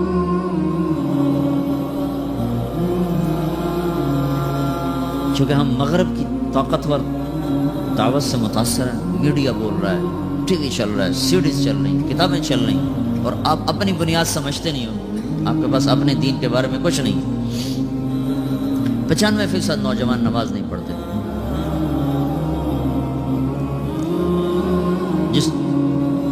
جس نماز کو آپ نے کہا جعلت قرۃ عینی فی الصلاۃ، میری آنکھوں کی ٹھنڈک نماز ہے، اور کربلا کی تپتی ہوئی ریت، جھلستی ہوئی ہوا، اور کائنات کا سب سے سنگین واقعہ روح پذیر ہو رہا ہے، سب سے بڑے ظلم کی داستان لکھی جا رہی ہے، اور آل رسول کے سر کٹ رہے ہیں، اور کائنات کا سب سے پاک خون دھرتی پر بہہ رہا ہے، اور کائنات کی سب سے پاک ہستی کے سینے میں تیر پار ہو رہے ہیں، اور اس کے سامنے اس کی نسل ذبح ہو رہی ہے، اور سورج ڈھلتا ہے اور نماز کا وقت آتا ہے، تو انہوں نے زہیر بن القین جو آپ کے رائٹ سائڈ کے جھنڈا بردار تھے، ان سے کہا جاؤ ان سے کہو نماز پڑھنا ہے۔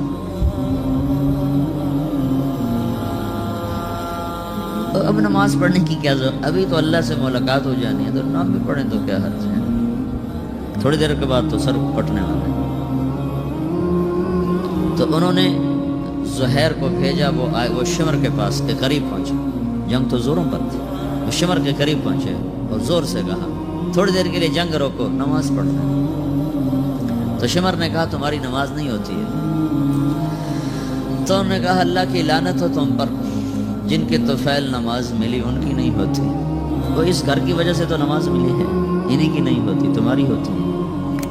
تو انہوں نے واپس آ کر کہا کہ جی وہ نماز کی اجازت نہیں مل رہی۔ تو آپ نے کہا آدھے دشمن کے سامنے کھڑے ہو جاؤ اور آدھے صفے بنا لو، اور نماز شروع ہو گئی، اور نماز پڑھی گئی، اور ایسی نماز ہے کہ خون بہہ رہا ہے، دھڑ کٹ رہے ہیں، گردنیں جدا ہو رہی ہیں۔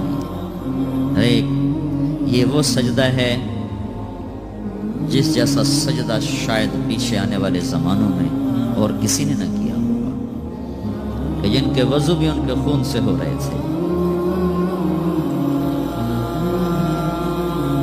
جن کے مسلح وہ کربلا کی تپتی ہوئی ریت بن رہی تھی۔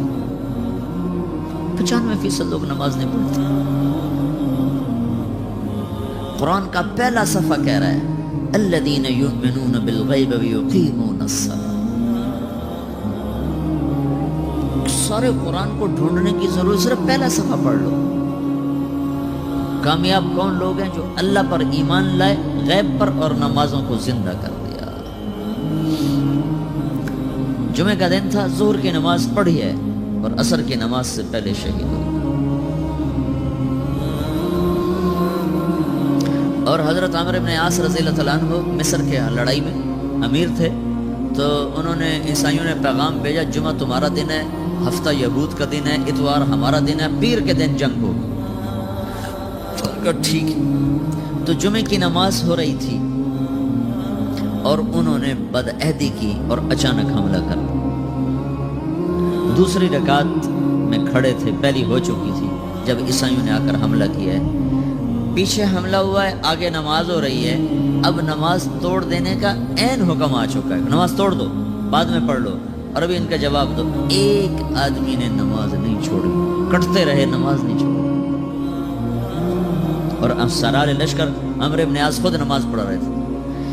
اس ایک رکعت میں 2 صفیں پوری کٹ گئیں۔ سارے مصر کی جنگوں میں 5 برس میں اتنے لوگ شہید نہیں ہوئے جتنے اس نماز کی ایک رکعت میں شہید ہوئے۔ اور تم لوگ صرف اچھے بھلے نمازی امتحان میں نماز چھوڑ دیں گے، پڑھائی کا زور پڑ گیا، پڑھائی کا زور پڑ گیا،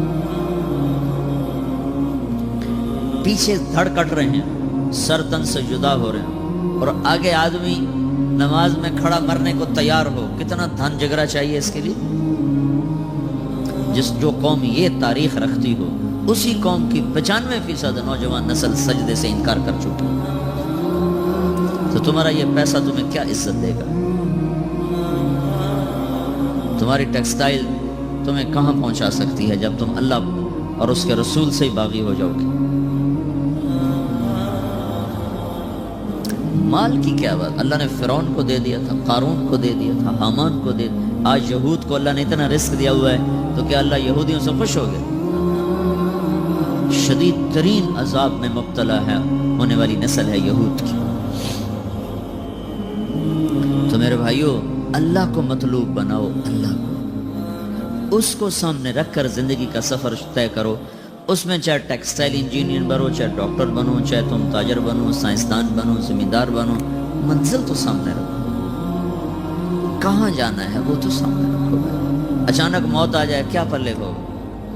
ایک بڑی اچھی وہ ماڈرن فیملی کا نوجوان نا کراچی میں تبلیغ میں لگے، داڑھی رکھی، تو ساری فیملی ان کی لڑکیاں جین پہننے والی، پھٹے بال۔ السلام علیکم، ویلکم بیک ٹو مسلم سیرہ۔ ایسے ہی بیانات سننے کے لیے ہمارے چینل کو سبسکرائب کریں اور بیل آئیکن کو ضرور دبائیں، شکریہ۔ تو ساری فیملی نے اس کے بعد چڑھ کر داڑھی کٹاؤ، داڑھی کٹاؤ، داڑھی کٹاؤ، وہ ساری فیملی کا پریشر نہ سہ سکا اور اس نے داڑھی کٹا دی، 4 مہینے بعد مر گیا۔ تو اس کا باپ اس کے سرانے کھڑا ہو کے کہہ رہا تھا، اگر مجھے پتا ہوتا تیری اتنی مختصر زندگی ہے تو میں یہ کام تجھ سے کبھی نہ کرواتا۔ ارے ظالم، ارے بے وقوف، اپنے ہاتھوں سے تو نے اپنے بیٹے کو ہلاک کر دیا۔ زندگی مختصر ہو یا لمبی ہو، طریقہ تو میرے نبی کا چلنے والا ہے۔ امام حسین نے کیوں حکومت کو ٹھکرا دیا، ساری اولاد ذبح کرا دی؟ یہ سودا میں مجھے قبول نہیں۔ حالانکہ ان کی جنت کا فیصلہ تو ماں کی گود میں ہو چکا تھا۔ آپ نے کہا حسن اور حسین جنت کے نوجوانوں کے سردار ہیں۔ پھر ایک شخص اپنی آنکھوں کے سامنے، ایک بیٹا ذبح، دوسرا ذبح، تیسرا ذبح، چوتھا ذبح، بھتیجے ذبح، بھائی ذبح۔ اللہ، کیا ظرف ہے، اور ماتھے پہ بل نہ آ رہا۔ سبحان اللہ۔ تو تم ایسی تاریخ رکھو، پھر تمہارے ہاسٹل میں دھڑا دھڑ میوزک چل رہا ہو، گالی گلوچ ہو، نماز پہ 8-10 لڑکے مسجد کو جا رہے ہوں، اب کہاں جا رہے ہو؟ کیا بنانا چاہتے ہو؟ کتنا کو بن جاؤ گے؟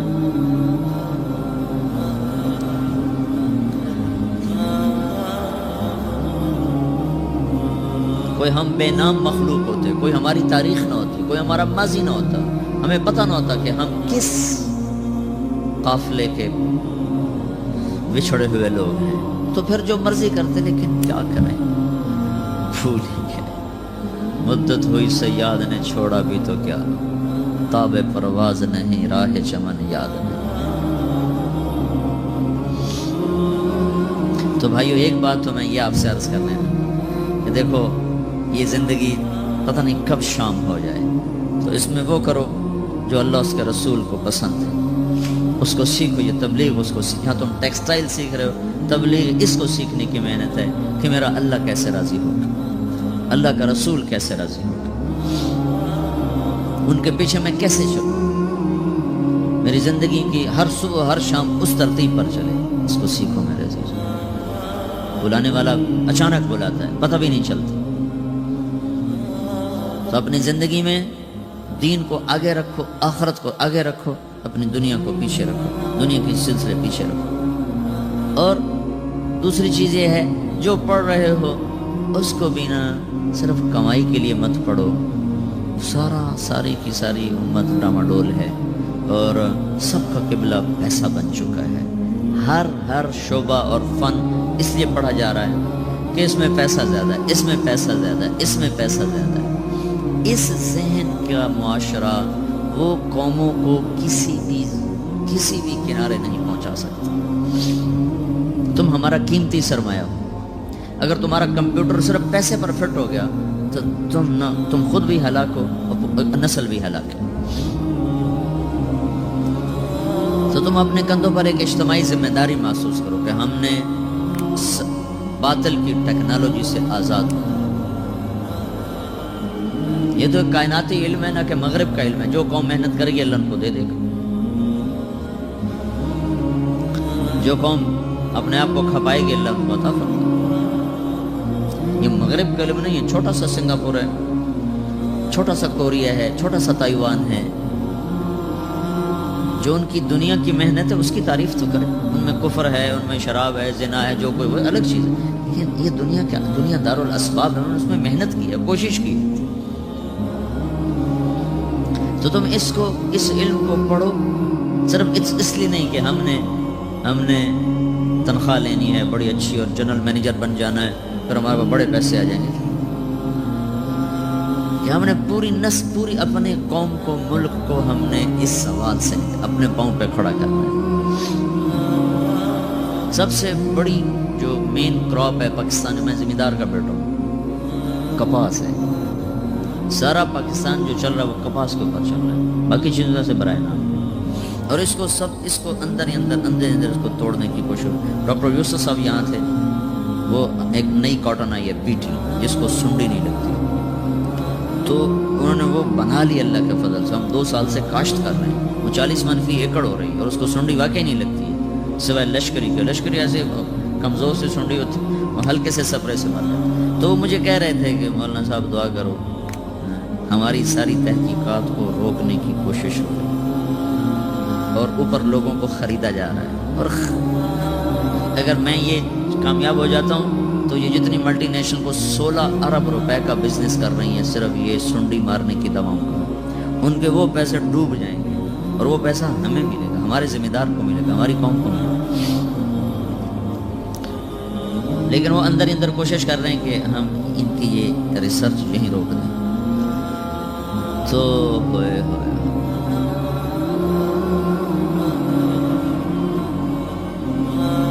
روک دیا. لیکن اب تو خیر بیج تو بازار میں آ گیا، اسے اب کون روکے گا انشاءاللہ. تو ان کو ترقی کا عنوان دے کر وہاں سے اکھاڑ کے اسلام آباد پہنچا.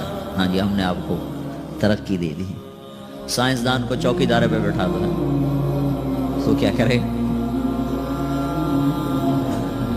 تو تم یہاں صرف اس لیے محنت نہ کرو کہ تم نے بس اچھی روٹی کھانی ہے. یہ تو انتہائی گھٹیا سوچ ہے. اس لیے پڑھو کہ تم نے پوری قوم کو، نسل کو اس سوال سے نکالا، پاؤں پہ کھڑا کرنا. پیٹ کے غلام کو ساری نسل ہوئی پڑی، شہوت کی غلام ساری نسل ہوئی پڑی. تو اپنے جو کچھ کر رہے ہو اس پر محنت کرو، جس سے سیکھ رہے ہو اس کا ادب کرو. دنیا کا کوئی فن، کوئی علم یہ ادب کے بغیر نہیں آتا. جس سے تم نے سیکھنا ہے اس کا ادب کرو. وہ چاہے جرسی ہے، چاہے بھنگی ہے، چاہے وہ چمار ہے، لیکن اگر سیکھنا ہے تو اس کا ادب کرنا پڑے گا. موسیٰ علیہ السلام خضر علیہ السلام کے پاس تشریف لے گئے. 15واں پارے کا اخیر 16ویں کا شروع ہے. ان سے سیکھنے کے لیے گئے. اور یہ جو خضر علیہ السلام سے سیکھنے گئے نا، شریعت کا علم نہیں سیکھیں، شریعت ان کے پاس خود موجود ہے. دنیا کا علم لینے گئے، کائناتی علم. خضر علیہ السلام کائناتی علوم کے نبی ہیں، اب بھی ہیں. وہ دجال کے ہاتھوں شہید ہوں گے. اللہ نے ان کو کہا آپ کو اللہ عمر خضر عطا فرمایا، محاورہ ہے. تو اللہ تعالیٰ نے ان کو غیر معمولی طور پر اوروں سے ہٹ کر اس کائناتی نظام کی ان کو نبوت عطا فرمائی ہیں. وہ بھی نبی. کوئی ولی اللہ یوں کہے کہ میرے اوپر اللہ کا الہام ہوا ہے اور میں بچے کو قتل کر دوں، یہ ایسی کوئی شریعت نہیں، ایسا کوئی دین نہیں، ایسا اللہ پاک کی طرف سے یہ کوئی نظام ہے. ہاں نبی ہے، نبی پر وحی آتی، وحی قطعی چیز ہوتی. تو انہیں بچے کو قتل کیا. فانطلقا حتی اذا لقی غلاما فقتلہ. ایک بچے کو دے کر خضر علیہ السلام نے ٹھک یوں کیا، وہ مر گیا. تو یہ کسی کو قتل کرنا یہ الہام سے نہیں کہ میرے اوپر الہام ہو گیا. الہام تو شیطان بھی ڈال دیتا. اور کتنے یہ چرس پی کے بیٹھے ہیں جس اسی پہنچے ولی ہیں جی، دمادام ساڑی ہر لئی نماز ہے، دمادام الو کے پٹھے. حسین سجدے میں سر دے رہا ہو اور یہ چرس کا سوٹا لگا کے کہیں ساڑیاں ہر ویلے دیا نماز ہیں.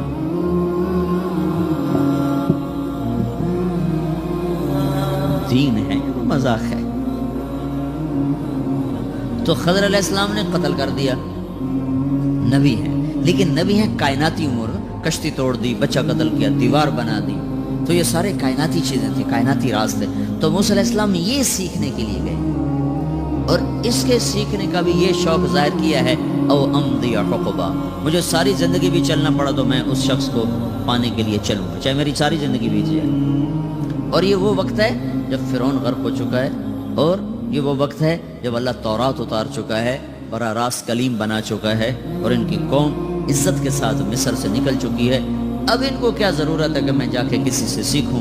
لیکن جب اللہ نے کہا ایک بندے کو میں نے کچھ دیا ہے جو تجھے نہیں دیا, کہا یا اللہ مجھے بتا وہ کدھر ہے, میں اس کے پاس جاتا ہوں. کہا تو میں ذکر مچھلی لے لے, تل لے, مچھلی کو تل لے, ساتھ لے لے. جہاں وہ مچھلی زندہ ہو کے پانی میں اتر جائے نا, وہ آدمی وہاں رہتا ہے. تو موسیٰ علیہ السلام اپنے غلام یوشع کو لے کر چلے اور چلتے چلتے چلتے چلتے ایک جگہ تھک کے سوئے. تو یوشع بیدار تھے, موسیٰ علیہ السلام سوئے ہوئے تھے. تو اچانک مچھلی, وہ تلی ہوئی مچھلی وہ نکلی تھیلے سے اور وہ پھدک کے گئی پانی میں اور سیدھا اندر اتر گئی. وہ جدھر کو چلی نا وہاں پانی پھٹ گیا اور راستہ بنتا چلا گیا. کہنے ارے یہ کیا ہوا, ابھی موسیٰ علیہ السلام اٹھے گا تو ان کو بتاؤں. جب موسیٰ علیہ السلام اٹھے تو ان کو بھول گیا بتانا, تو اٹھ کے چل دیے. 24 گھنٹے آگے چلے گئے تو پھر کہنے لگے موسیٰ علیہ السلام یار بھوک لگی, مچھلی تو کھلاؤ. وہ جی وہ مچھلی تو وہاں زندہ ہو کے دریا میں اتر گئی تھی. اللہ کے بندے وہی تو ہماری جگہ تھی, وہاں ہم نے جانا تھا. فرتد علی آثارہما قصصا, وہاں سے واپس آئے. بھوک لگی تھی, 24 گھنٹے واپس آئے. تو بھوک پہ 24 گھنٹے گزر گئے. آگے گئے نا, خضر علیہ السلام ایسے سوئے تھے, چادر اوپر لے کے. انہوں نے کہا السلام علیکم. تو خضر علیہ السلام نے جواب دینے کی بجائے نا بڑے سخت لہجے میں کہا کون آ گیا مجھے سلام کرنے.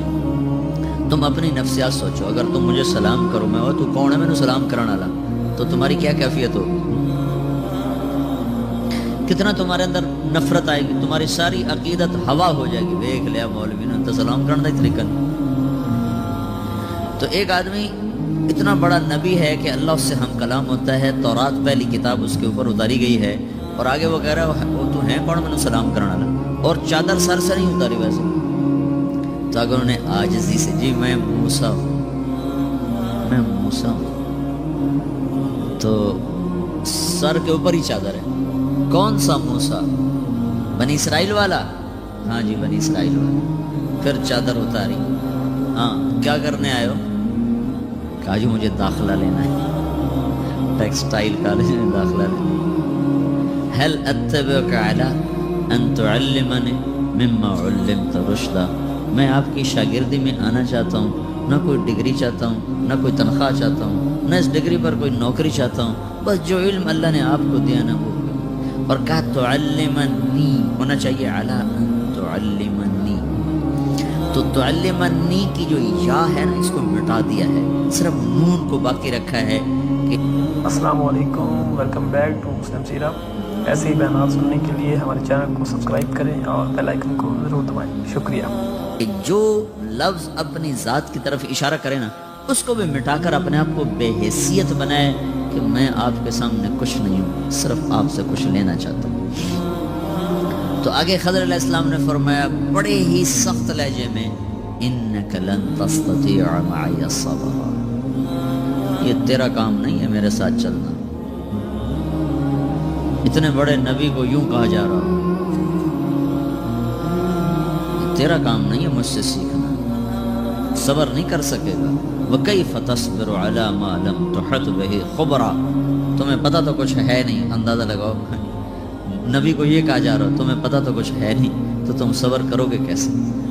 اتنی سخت جملوں کے بعد وہ کہہ رہے ہیں ستجدنی انشاءاللہ صابرا ولا اعصی لک امرا. استاد جی آپ دیکھ لینا میں آپ کا پکا شاگرد رہوں، بالکل آپ کی نافرمانی نہیں کروں. میں نے کہا پھر ایک میری شرط ہے، مجھ سے سوال کوئی نہیں کرنا، جب تک میں نہ بتاؤں سوال نہیں کرنا ہے. منظور ہے؟ کہاں جی منظور ہے. لا تسألنی عن الشیء حتی احدثک لک منہ ذکرا. انہوں نے کہا پھر چلو. فانطلقا، چلو. آپ کو پتا نا 24 گھنٹے پہلے روٹی مانگی تھی موسیٰ علیہ السلام نے، تو ابھی روٹی تو کھلا دیتے اس کو، روٹی نہیں کھلائی. فانطلقا، چلو. آگے وہی کہہ دیتے ہو روٹی تو کھلا دے اللہ دے بندے، وہ بھی ساتھ چل پڑے. حتی اذا رکبا فی السفینۃ خرقها، کشتی میں بیٹھے تو کشتی والے ملاح نے کرایہ بھی نہیں لیا خضر علیہ السلام کو جانا. تو جب کنارے کے قریب انہوں نے کشتی توڑ دی تو موسیٰ علیہ السلام کہنے لگے یہ کیا کیا اللہ کے بندے، انہوں نے کرایہ نہیں لیا تو انہیں کشتی توڑ دی، مروانا ہے نا، ڈبونا سب کو. تو آگے موسیٰ علیہ السلام نے خضر علیہ السلام نے کہا الم اقل، پہلے انہوں نے کہا تھا انک لن تستطیع معی صبرا، پہلے لفظ میں ذرا شدت کم تھی، کہا میاں تو میرے ساتھ صبر نہیں کر سکتا. دوسرے جملے میں شدت اور بڑھ گئی، الم اقل، میں تو پہلے ہی کہہ رہا تھا انک لن تستطیع معی صبرا، صبر نہیں کر سکے. تو موسیٰ علیہ السلام کی تواضع اور بڑھ گئی، کہا جی مجھے معافی دے دو، پہلی غلطی اب معاف کر، ابھی میرا خارجہ نہ کر، دوبارہ غلطی کرو تو گھر بے شک نکال دینا. لا تؤاخذنی بما نسیت ولا ترهقنی من امری عسرا. اچھا ٹھیک ہے اب آئندہ نہیں بولنا. کہا ٹھیک ہے بالکل میں چپ. آگے گئے، روٹی ابھی بھی نہیں کھلائی تو بچے کھیل رہے تھے، ایک بچے کو پکڑ کے یوں کیا وہ مر گیا. اب بھولے نہیں، یاد تھا کہ میں نے بولنا نہیں، لیکن جلال موسیٰ علیہ السلام جلالی نبی تھے تو وہ جلال میں آ گئے. وہ کہ اللہ کے بندے، وہ یہ تو بندے مارتا پھرتا ہے، یہ کیا کر رہا ہے؟ قتلت نفسا زکیۃ بغیر نفس لقد جئت شیئا نکرا. تو موسیٰ علیہ السلام کے جواب میں خضر علیہ السلام کی شدت اور بڑھ گئی. الم اقل لک، یہ لکا کا اضافہ ہے کہ میں کہتا نہیں تھا تیرے سے یہ کام نہیں ہو سکے. تو موسیٰ علیہ السلام کی تواضع اور بڑھی، کہا جی اچھا ان سألتک عن شیء بعدها فلا تصاحب، اگر اس کے بعد بھی میں پوچھ بیٹھوں تو پھر بے شک مجھے نکال دینا، پھر میرا خارجہ ہی کر دینا، پھر مجھے بے شک ساتھ نہ رکھنا. چلو ٹھیک. اب آگے گئے تو آپ کو پتا نا بھوک لگی ہوئی تھی، ایسی بھوک لگی کہ روٹی مانگی گاؤں والوں سے، میاں کھانا تو کھلاؤ. فاستطعما اہلها فابوا ان یضیفوهما، کوئی ایسے بخیلوں کے امام تھے، انہوں نے کھلانے سے انکار کر دیا.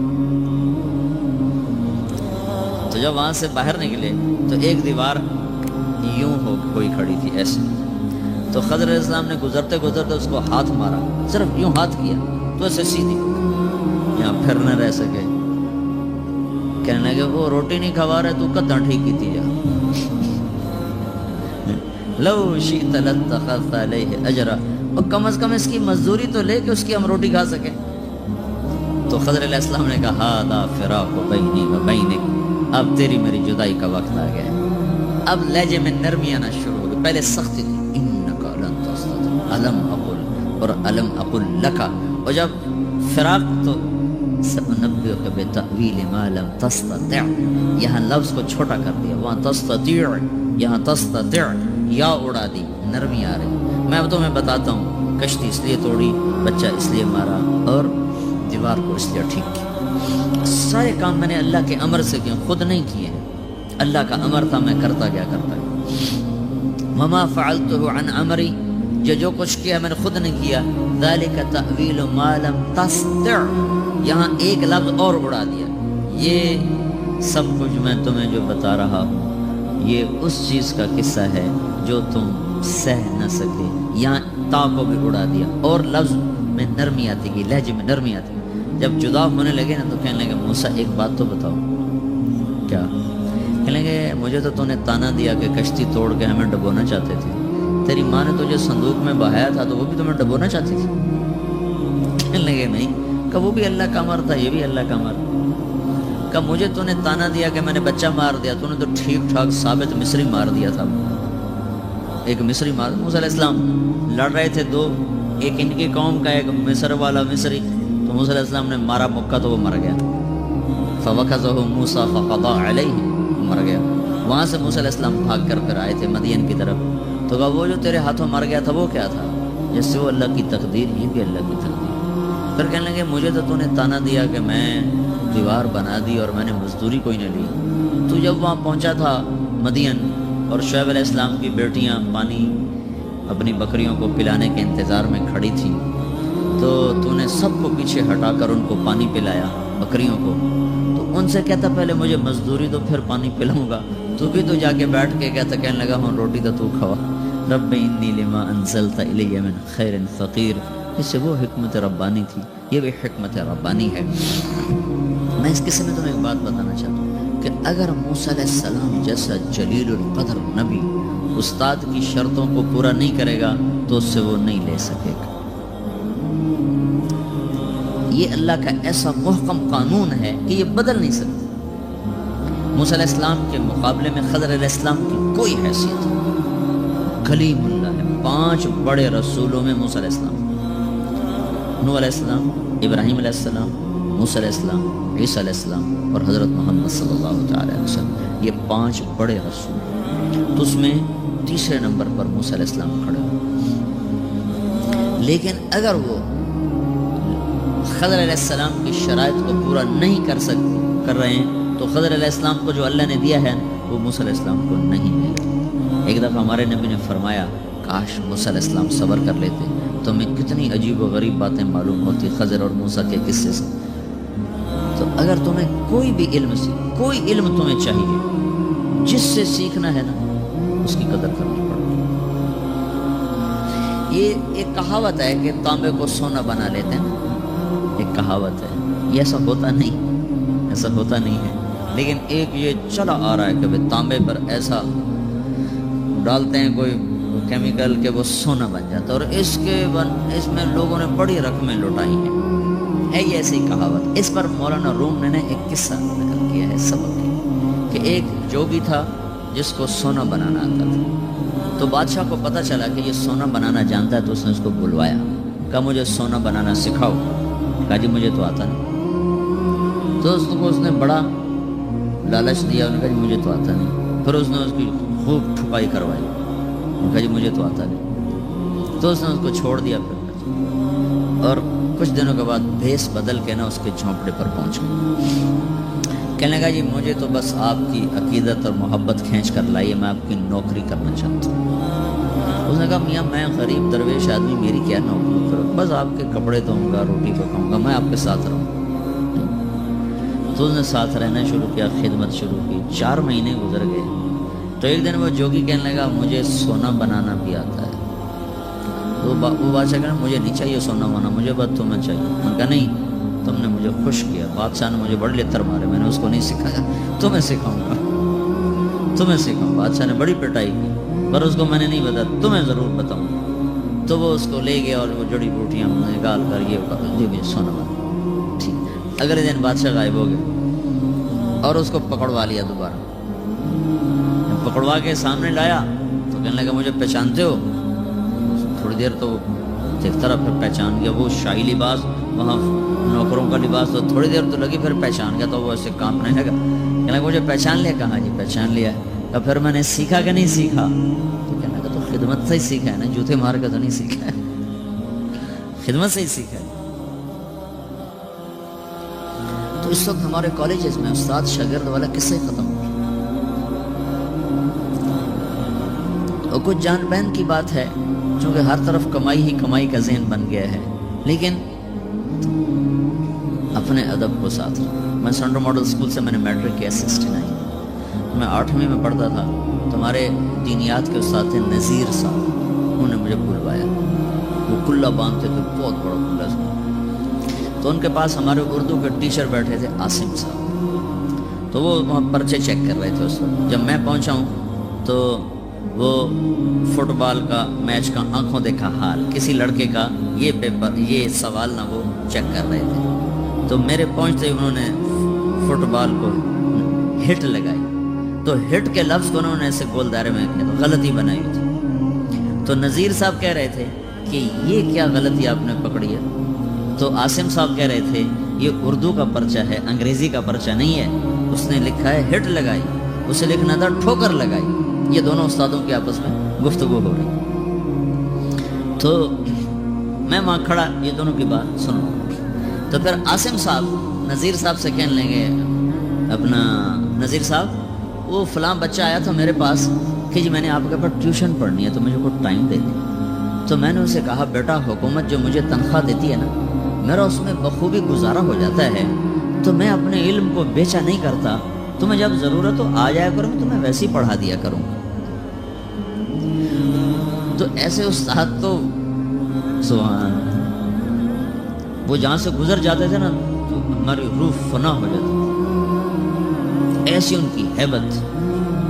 وہ تھے یو پی کے تو وہ پاجامہ پہنتے تھے اور اوپر وہ گرمیاں سردیاں وہ اچکن نہیں پہنتے تھے. پتہ نہیں وہ اچکن کو برداشت کیسے کرتے تھے. اور یہاں گلے میں ان کے مفلر ہوتا تھا. اور اتنے شفیق، اتنے مہربان، اتنی محبت اور اتنی ہیبت. دونوں چیزیں ان کے ساتھ ساتھ چلتی. ہیبت بھی تھی، محبت تھی. اور اس کے پیچھے وجہ یہ تھی کہ یہ میں نے اپنے کانوں سے یہ سارا یہ میں آپ کو بتا رہا ہوں 1967 کی بات میں آپ کو بتا رہا ہوں. نہیں کتنے سال پہلے. السلام علیکم، ویلکم بیک ٹو مسلم سیرہ. ایسے ہی بیانات سننے کے لیے ہمارے چینل کو سبسکرائب کریں اور بیل آئکن کو ضرور دبائیں. شکریہ. 40 سال پہلے میں آپ کو بتا رہا ہوں جو دونوں کا مکالمہ ہو رہا ہے اور وہ سارا میں نے سنا ہے اور وہ میرے تختی پر نقش ہو گیا ہے. اور میں کبھی کبھی جہاں ٹیچرز میں بات ہوتی تو ان کو یہ میں قصہ سناتا ہوں کہ یہ میں نے اپنی آنکھوں سے دیکھے ہیں ایسے استاد. تو لیکن اگر میرا استاد ایسا نہیں ہے تو بھی جس سے اب میرے عزیزوں پڑھو نا اس کا ادب تو اللہ تمہارے علم کو آگ لگائے گا اور تمہیں قوم کے لیے نفع بخش بنائے گا. ہم صرف اتنا نہیں تمہیں کہنے ہیں کہ بھئی تم تبلیغ کرو. یہ دین پورا مکمل دین ہے. اپنی دنیا کو بھی دیکھو، اپنے دین کو بھی دیکھو. کسی ایک میں بھی جھول آئے گا تو ہماری گاڑی کا سفر ادھورا رہ جائے، ہم منزل تک نہیں پہنچ سکتے. چاروں طرف زوال ہی زوال ہے. مت کرو اس کو. اس لیے نہ پڑھو کہ میں نے کمائی کرنی، اس لیے پڑھو کہ میں نے اس سے اپنے قوم کی خدمت کرنی. میں نے اس کو اس سطح تک پہنچانا ہے کہ یہ قوم اپنے پاؤں پر کھڑے ہو سکے. اور اس کے ساتھ جب تم اللہ کی بارگاہ میں سجدوں سے اس کو راضی کرو اور اس کو آگے رو رو کے مانگو گے تو اللہ تعالیٰ تمہیں راہیں بھی سجائے گا، راستے بھی بتائے گا. موقع موقع پر تمہاری رہبری فرمائے گا. ایک دوسرے کو گالی نکالنے سے بچو. جب کوئی قوم گالی نکالتی ہے تو اللہ کی نظروں سے گر جاتی ہے. اللہ کے نبی نے فرمایا وَإِذَا تَصَابَتْ أُمَّتِي سَقَطَتْ مِنْ عَيْنِ اللَّهِ. جب کوئی قوم گالیاں یا میری امت گالیاں نکالیں گے تو اللہ کی نظروں سے گر جائیں گے. اور میں تمہیں بتا رہا ہوں کہ بیت اللہ کو توڑ دینا چھوٹا جرم ہے اور کسی مسلمان کو ماں بیٹی بہن کی گالی دینا یہ بڑا جرم. اپنے آپ کو گالی سے بچو، غیبت سے بچو. قرآن کے عادی بنو، موسیقی کے عادی نہ بنو. جہاں بھی لڑکے لڑکیاں کٹھے پڑھتے ہیں وہاں نظر کی حفاظت کرو کہ اس سے جتنی تیزی سے ایمان جاتا ہے اور کوئی چیز ایسی بے پردگی وہ پیٹرول ہے جس کو لگی ہوئی آگ کو 7 سمندر کے پانی بھی نہیں بجھا سکتا. جہاں پردہ اٹھتا ہے وہاں حیا اٹھ جاتا. 1792 میں ایک عورت تھی لندن میں جس نے سب سے پہلے آزادی نسواں کا نعرہ لگایا تھا، ورنہ اس سے پہلے یورپ بھی عورت اور مرد میں تفریق کا قائل تھا. اس کا نام تھا میری والسٹون کرافٹ. اس نے آزادی نسواں پر سب سے پہلے کتاب لکھی تھی. تو ان کے سامنے تو وحی نہیں تھی، قرآن نہیں تھا. ان کی تو بائبل تبدیل شدہ کتاب تھی سینکڑوں ترجموں کے بعد. وہ تو بھٹکیں تو ان کے پاس کوئی سند کو نہیں. ہم کیسے بھٹکے؟ ہمارے آگے قرآن کھڑا ہوا. ہاں ہمارے آگے رسول پاک صلی اللہ علیہ وسلم کی پاک زندگی کھڑی ہوئی. ہمارے آگے اللہ تعالیٰ کے نیک بندوں اور نیک بندیوں کی پوری ایک تاریخ ہمارے سامنے ہے. ہم دائیں بائیں کیسے ہو سکتے؟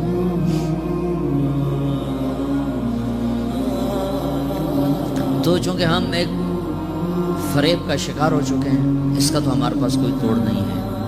لیکن اتنا تو ہے کہ تم اپنی نظروں کو جھکا کے رہو اور اپنی نظر پہ پابندی رکھو کہ یہ غلط نہ اٹھے کہ میرا اللہ قرآن میں کہتا ہے یعلم خائنۃ الاعین.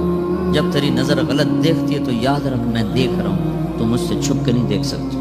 وما تخفی الصدور، اور تمہارے دل میں آنے والے غلط چیزوں کو میں پڑھتا ہوں۔ پھر اس کے بعد میڈیا کی یلغار ہے، اور فحش فلمیں اور فحش سیڈیز اور فحش پروگرامز، یہ ایک سوچی سمجھی سازش ہے میرے عزیزو، ہماری نسل کو برباد کرنے کی۔ یہ تمہاری دشمنی ہو رہی، اس سے ٹکر لو، اپنے آپ کو مناؤ کہ نہیں، ہم بے حیا نہیں ہیں، ہم فحش نہیں ہیں، ہماری نظر پاک ہے، ہم ان چیزوں کو دیکھنے کے روادار نہیں ہیں۔ ایک عرب سردار اپنے جہاد میں، یہ پہلی صدی کا واقعہ، 80-90 ہجری میں وہ گرفتار ہوئے ہیں، اور ان کے ساتھ 10 ساتھی تھے، ان کو قتل کر دیا گیا۔ یہ ہیں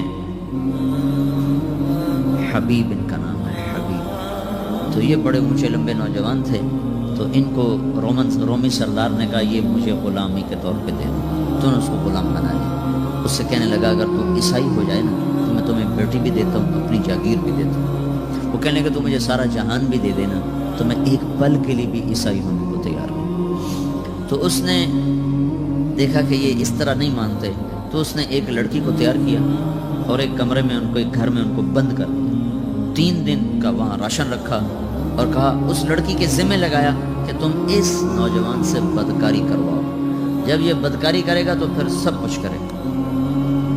3 دن 3 رات وہ لڑکی سارا زور لگا بیٹھی، حبیب بن عمیر۔ تیسرے دن وہ پکار اٹھی، بھائی تو کیا چیز ہے؟ تو لوہے کا ہے یا پتھر کا ہے؟ نہ تو دیکھتا ہے نہ تو نے کچھ کھایا ہے۔ 3 دن 3 رات وہ لڑکی اس نوجوان کی آنکھ کا پردہ اوپر نہیں اٹھا سکی۔ تو وہ 3 دن کے بعد کہنے لگی تجھے روکنے والا کون ہے یہ تو بتا، من یمنعک منی، تمہیں کون روک رہا ہے مجھ سے؟ تو کہنے لگی میرا رب ہے جو میری شہرت کے قریب ہے، مجھے اپنے رب سے حیا ہے، مجھے روک رہا ہے۔ وہ کہنے لگی تیرے جیسے کو میں قتل ہوتا نہیں دیکھ سکتی، میں تیری نجات کا راستہ خود نکالوں۔ تو کچھ دنوں کے بعد آئی اور زاد راہ اور کھانا اور سامان اور اس کو دیا، اور باہر نکال کر کہا کہ یہ ستارہ ہے، اس کو اپنے سیدھے ہاتھ پہ رکھو، رات کو چلو دن میں چھپو، کچھ عرصے کے بعد تم اپنے وطن پہنچ جاؤ گے۔ یہ حیا تھا جس نے پتھر کو بھی موم کر دیا۔ یہ تو پرانا قصہ ہے، چند دنوں کا قصہ آپ کو سناتا ہوں۔ ایک نوجوان ہمارا تبلیغی دوست گلاسگو میں رہتا تھا، وہ بیمار ہو کے ہاسپٹل گیا ہے، تو اس کی جو اٹینڈنٹ نرس تھی اس نے 3-4 دن کے بعد کہا کہ آپ مجھ سے شادی کریں گے؟ اس نے کہا میں مسلمان ہوں، تم کرسچن ہو؟ کہ میں مسلمان ہو جاؤں گی، اگر آپ شادی کرتے تو میں مسلمان ہوں۔ اس نے کہا تم کس وجہ سے مجھے یہ پیشکش کر رہے ہو؟ وہ کہنے کہ میں 3 دن سے تمہیں دیکھ رہی ہوں کہ تم نے ایک دفعہ بھی نظر اٹھا کے مجھے نہیں دیکھا، میں نرس ہوں، میری زندگی یہاں گزری ہے، میں نے کوئی نوجوان ایسا نہیں دیکھا جو لڑکی کو دیکھ کے نظر جھکا لیتا ہو۔